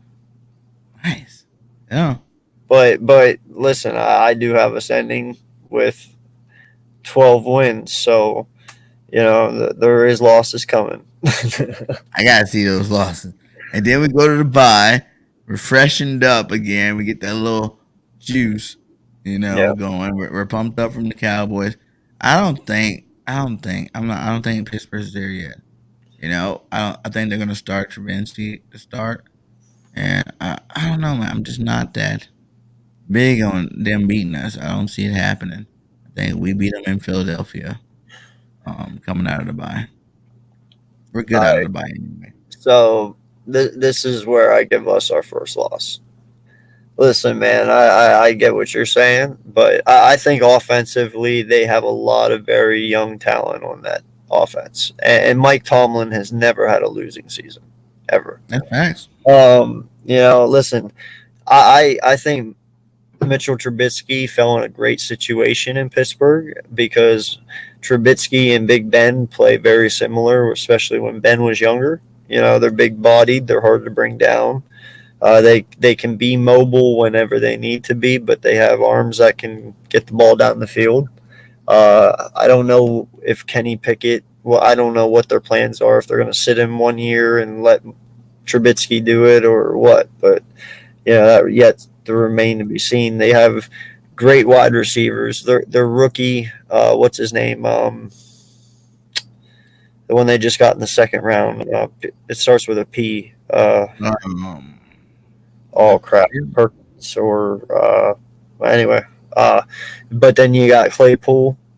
You know, Claypool's going to be a beast in the league. And then, dude, I have Najee Harris. Dude, he's going to be a monster. Najee's going to be like the best back behind Derrick Henry. Oh, dude, he's a mini Derrick Henry. He really is. Yeah, he is. I have all the praise in the world for Najee. I think this offense is going to be a little bit more dangerous than what people It give could it. be even better than Henry when it's all said and done. It even took Henry a couple of years to even get going in the league. Yeah. I think Najee can actually do it because he had a good But rookie that year. defense, bro, has not lost a step. TJ Watt is still a thing, you know. Then now you go and you add Josh Allen into the mix, you know, over there, and yeah, dude, that defense. I hate to tell you, dude, but it's going to be scary. I ain't gonna lie. That defense is going to terrorize people, and I don't think it's going to take it very easy on us either. I gotta give it our number one offensive line. I know, but it's going to be a hell of a battle, man. I ain't gonna lie. I can't wait to see TJ go against Lane. That's going to be pretty dope. You know, a really big thing about our offensive line, people don't realize. Not only are they talented, they're just huge. Like, you know, some offensive lines are good. You know, they're normal size linemen. You know, sub 300. You know, just normal guys. Like, we have some giants on our line, man. You know, some things that, and they're smart, good players and technicians. You know, like they're both. Like, they're like, remember back in the day, even when the Cowboys had good defenses in general. You know, like a lot of teams that had the best defenses, you know, best run stopping defense or best, you know, pass rushing defense, they still don't ever really do anything against our line. You know, that our line is just special. We're lucky, you know, they even have them. So, and that's really that's neutralize our own shit. But that's one thing the man has always done is make sure we've had good defense and offensive lines. Mm-hmm. Yeah. That does help win games. The white thing we've been consistent winning football team. You know, those two areas we definitely were good at, and you know this year's definitely one of those areas. But even with this year, just like you know, just the whole Landon and Mailata thing, you know, those two like there might be the biggest, you know, left side in the NFL. You know, in terms of two players together. Yeah. You know, wouldn't have anybody ever really been that big. You know. Mailata's one of the biggest left tackles ever played a sport, and Landon's definitely a monster, you know, in his size too. So, you know that's that kind of stuff. Even Lane Johnson was a beast, and then Lane Johnson, and then when we had Brooks, like those are two of the strongest athletic, you know, linemen on that side. So it's like it's gonna be hard, man. It's gonna be hard to do anything. You know, the more I think about it, the more I keep thinking about it, I'm just like. Pushing me farther and farther away from even thinking that, keeping me from thinking that we're going to win the Super Bowl this year. You know? So we got the Texans. Okay, that's a win. Yeah, no, I'm with you. I believe that's a win too. It's just it is also a team I would not take lightly. Mm-hmm. You know, they have gotten better, even though you know that team has been dismantled over the last couple of years. Listen, Davis Mills played excellent last year for a rookie. You know, he did wonders with very little. They had an excellent draft this offseason. They've gotten better, and Lovie Smith is an amazing head coach. Yes, he is. You know, and he makes sure that his players are on point each and every week. He will have this team playing at a high level. Damian Pierce, solid pickup. You know, I expect the Texans to be another Lions team where they'll fight you. You know, but you'll eventually get it over them. But if you are careless, they could get you. You know. Then where we at now? That's so I give us that win. So so you're still you're at what 8-1 too or 7-1. Or wait, no, 8-1, yeah. Okay. Now we're gonna Commanders, and we beat that one again. Like I said, I think we sweep them again this year. Yeah. Now the Colts game, that's 9. I won't lose them. Yeah, that's one that if you had to throw one out there, you know, because I think Matt Ryan helps that team as opposed to hurts that team. Like I think he is that veteran you need to stabilize that team. Even when Rivers last year he went there. He played at a high level over there, and I think that helps that football team. As long as they have Jonathan Taylor and that offensive line, then woo, sky's the limit for those guys. So I think that is the second loss. It's right there in Indy. Yeah. Yeah, and Matt Ryan's only going to make that offense better than what Carson had it going last year. So, team him up with Jonathan Taylor. He's never had a halfback like that before. Pittman Jr. is someone not to sleep on. That team's going to be good, man. So, I think they get one on us, especially, it being at their home. So, I got to take in their second L there. Yeah, so now we're at 8-2. Yeah. Right, 8-2. So minus a game. So we go to Green Bay. I mean, Green Bay comes to us, and I think we win that game.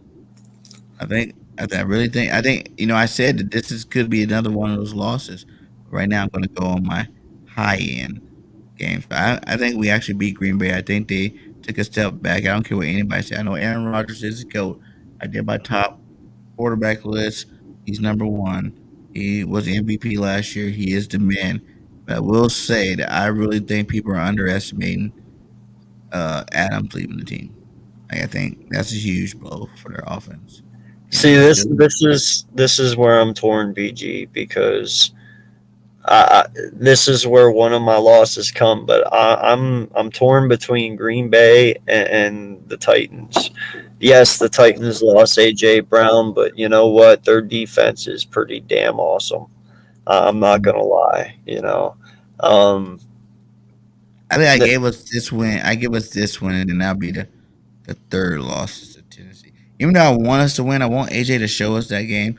But I really feel like it all matters if Derrick Henry's healthy or not.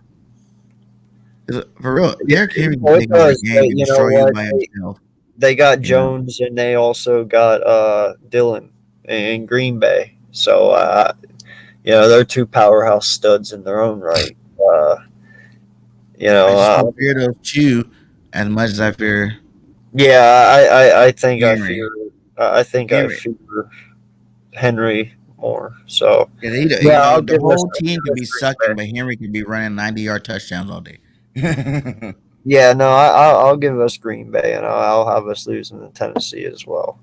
That one's tough though, because it could flip flop. It really could. Both could be losses and both could be wins. That's true. I think too. Yes. So that I'm gonna split that, but they really both could be wins and they both could be losses. Like that's the tougher part of the schedule. Those three games right there, that's a clumper.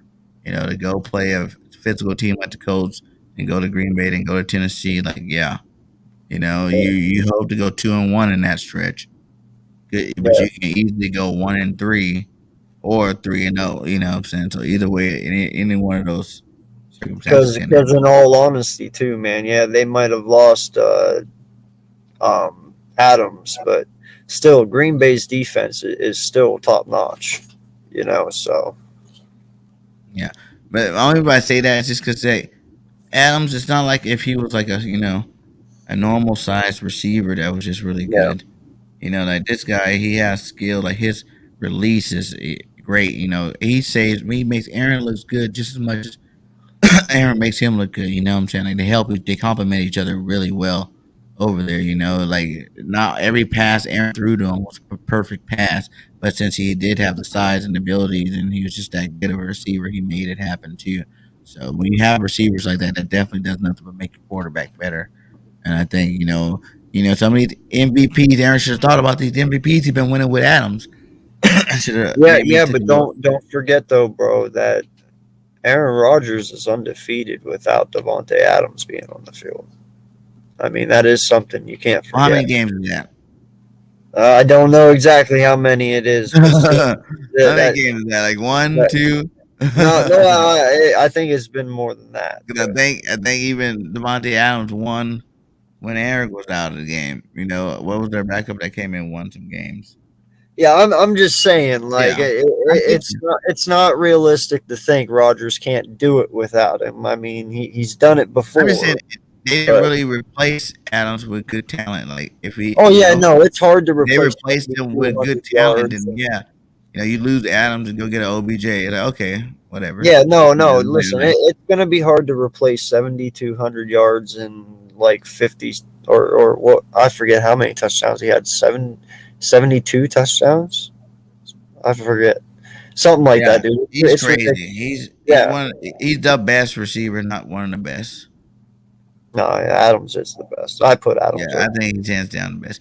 And even look at some of these, like even when we go back to the, I know we weren't talking about AJ anymore, but when you even go to that, you name some of these best receivers that you put ahead of them, they're towards the back end of their career. They've already kind of had their prime, or they're at the tail end of their prime career. Like Adams played football for a while now. You know what I'm saying? Like, let these guys get up there. I think AJ, if you're counting the youth, being younger and still talented, I think that the sky's the limit. And you gotta push AJ up there. Well, Jadis, the only way I can answer that question, my guy, is when you prove eliteness, it's by the moments you have on the field that solidify you as being elite.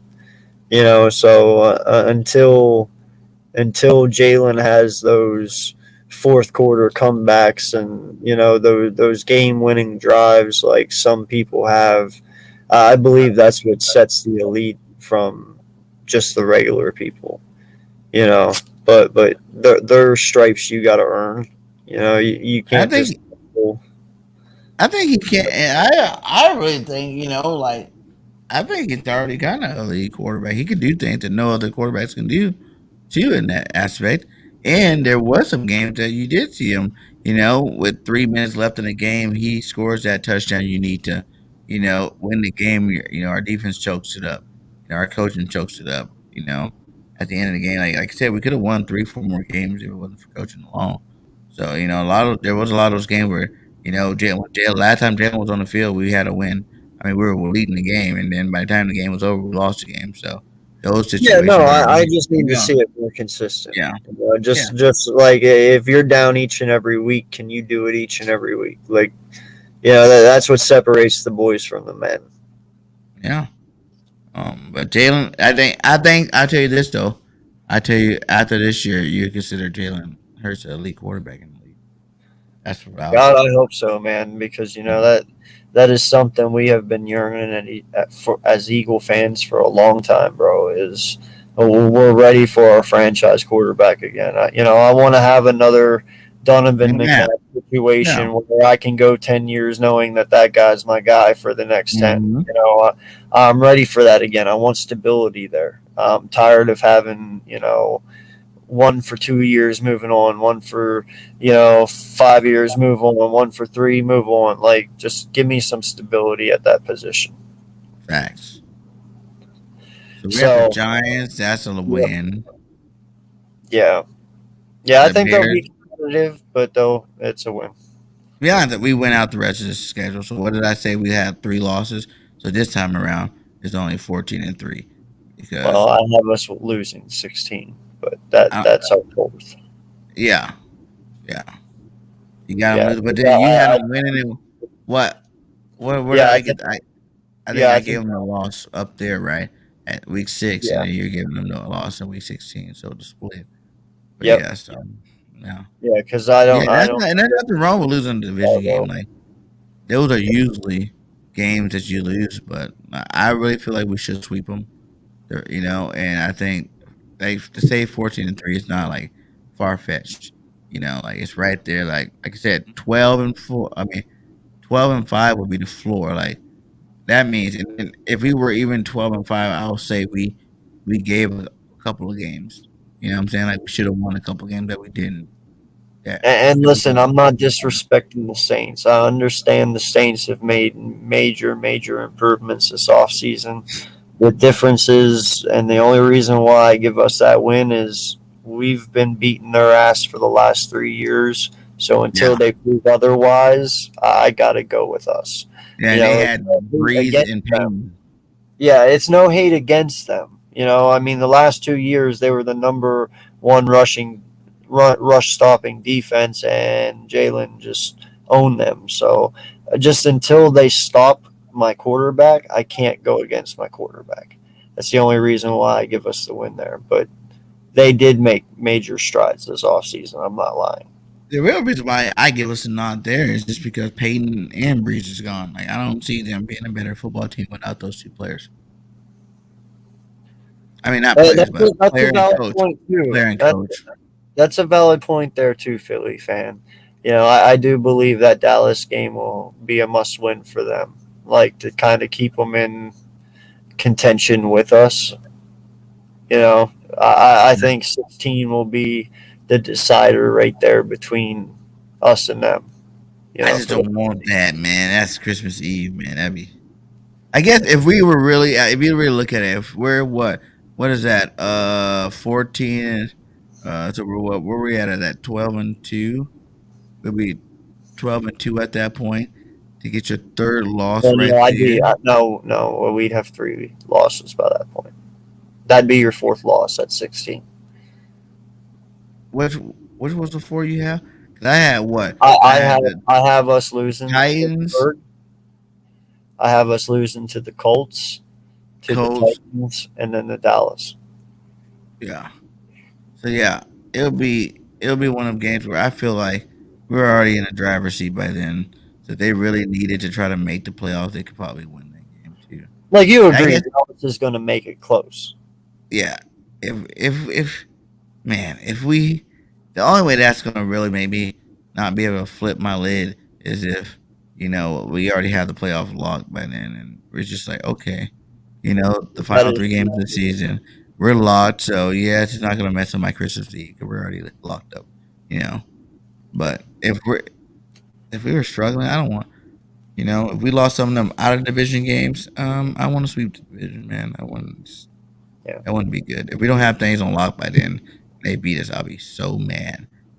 Day before Christmas would be. And what sucks too, man, is that literally the Vikings game, the Cardinal game, you know, the Green Bay game,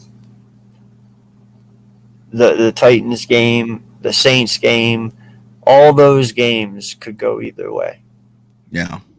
So you could literally win them all, lose them all, win half of them and lose half of them. Like those games right there will be the ultimate deciding factor in how this season goes. Yeah, those are the games. I think everything else is kind of easy peasy.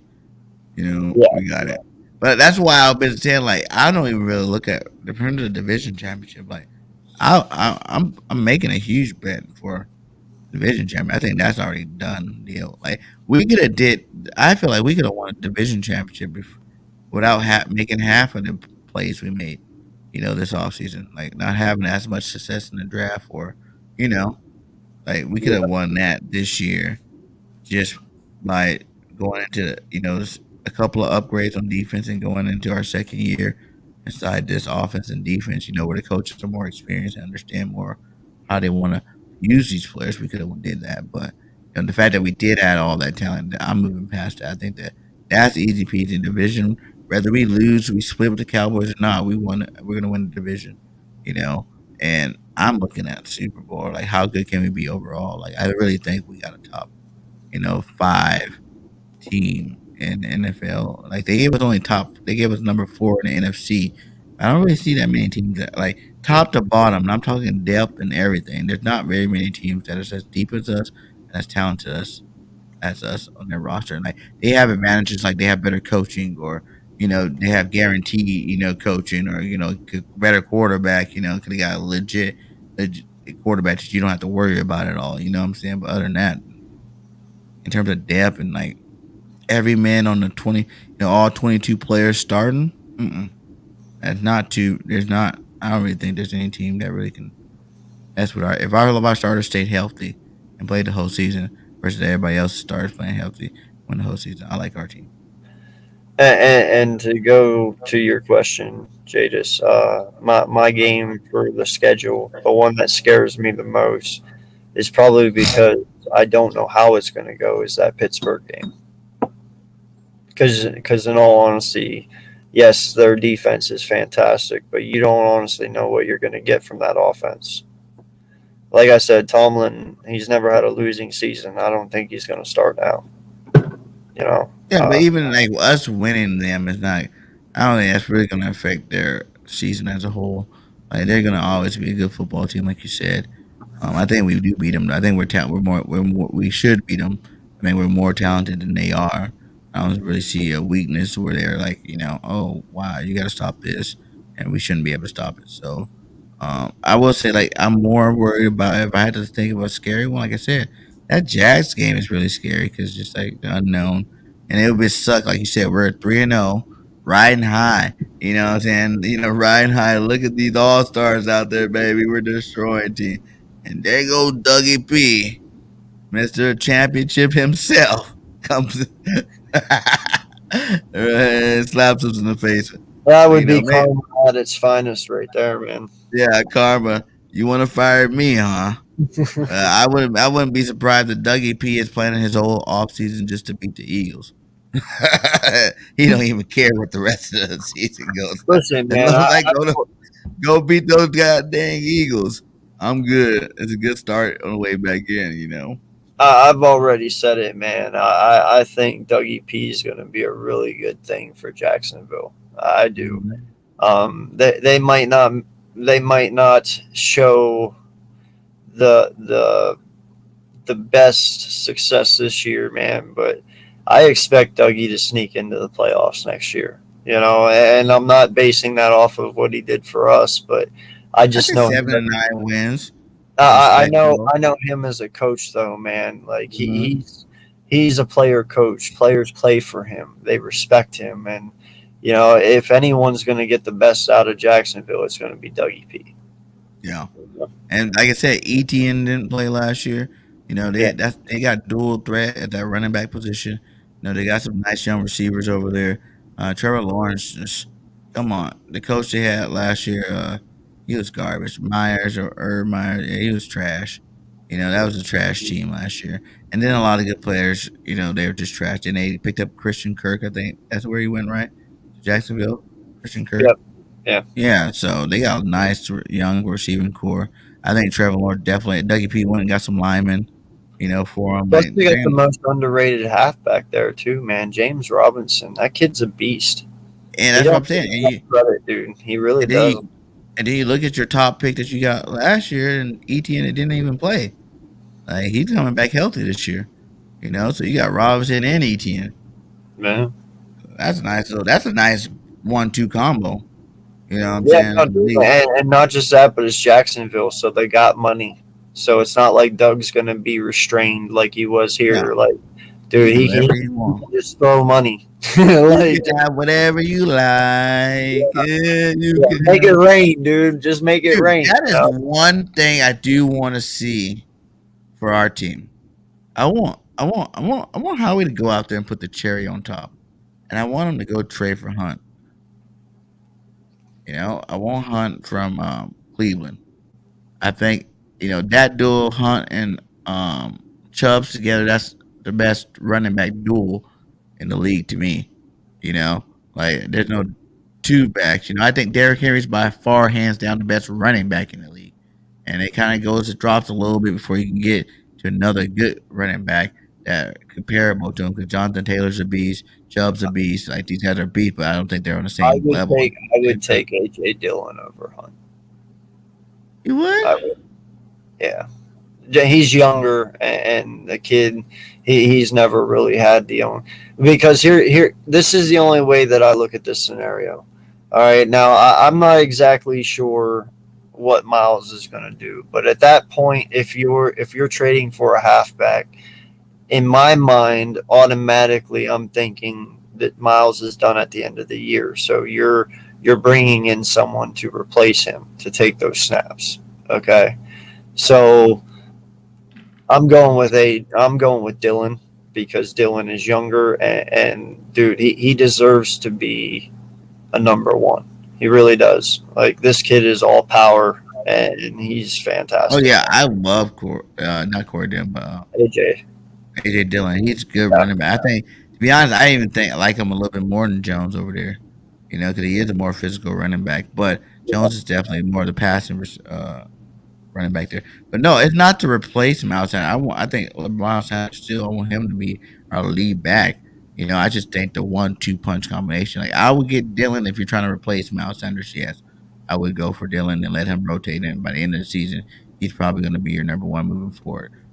But just to add firepower to the running attack, the number one rushing team in the NFL, I would go and get Hunt to pair him up. So when Miles is having bad games, what I'm saying, Hunt can go in there. Hunt is a game changer. Like he made Pro Bowls before. He is a good running back. What I'm saying, like him and Chubbs go neck to neck. Some weeks it's Chubbs, some weeks it's Hunt. Doing their thing. I think I would love to have that in Philadelphia, where take some pressure off. I'm not going to be picky, honestly, bro. Either one of them would be great. Hunt, I'm not going to complain about it. Right. But just to add the more to the depth, give you more flexibility to be able to do more. And I'm not even saying I think our running backs are cool the way they are. I like what Scott is. He's not number one, but he definitely can come in and make plays for you. I love the progression. Like Gainwell made sure he got his touchdowns last year when he got in there. What I'm saying? He knows how to find that end zone at a young age in his rookie year. So I want to see that progression continue. So I love the youth that we have. Plus, I want to see what Brooks can do today. I think he could be that power back that we're looking for. So I love the young talent that we have there. I just think that it'll be pretty awesome if Howie just go ahead and put the cherry on top of it. Go ahead and put the bow on top of the present. And just like Eagles trade for Hunt or even one of these other young, like you said, a Dylan, any other young running back in the league, just to add, depth to that firepower. What I'm saying? Like where you got another, 1A and 1B together to make an awesome running game. Bro, you can never have too many halfbacks. Honestly, you can't. Yeah, that's good. That's how we won the Super Bowl, remember? Blunt and Ajayi. Those are both two good running backs.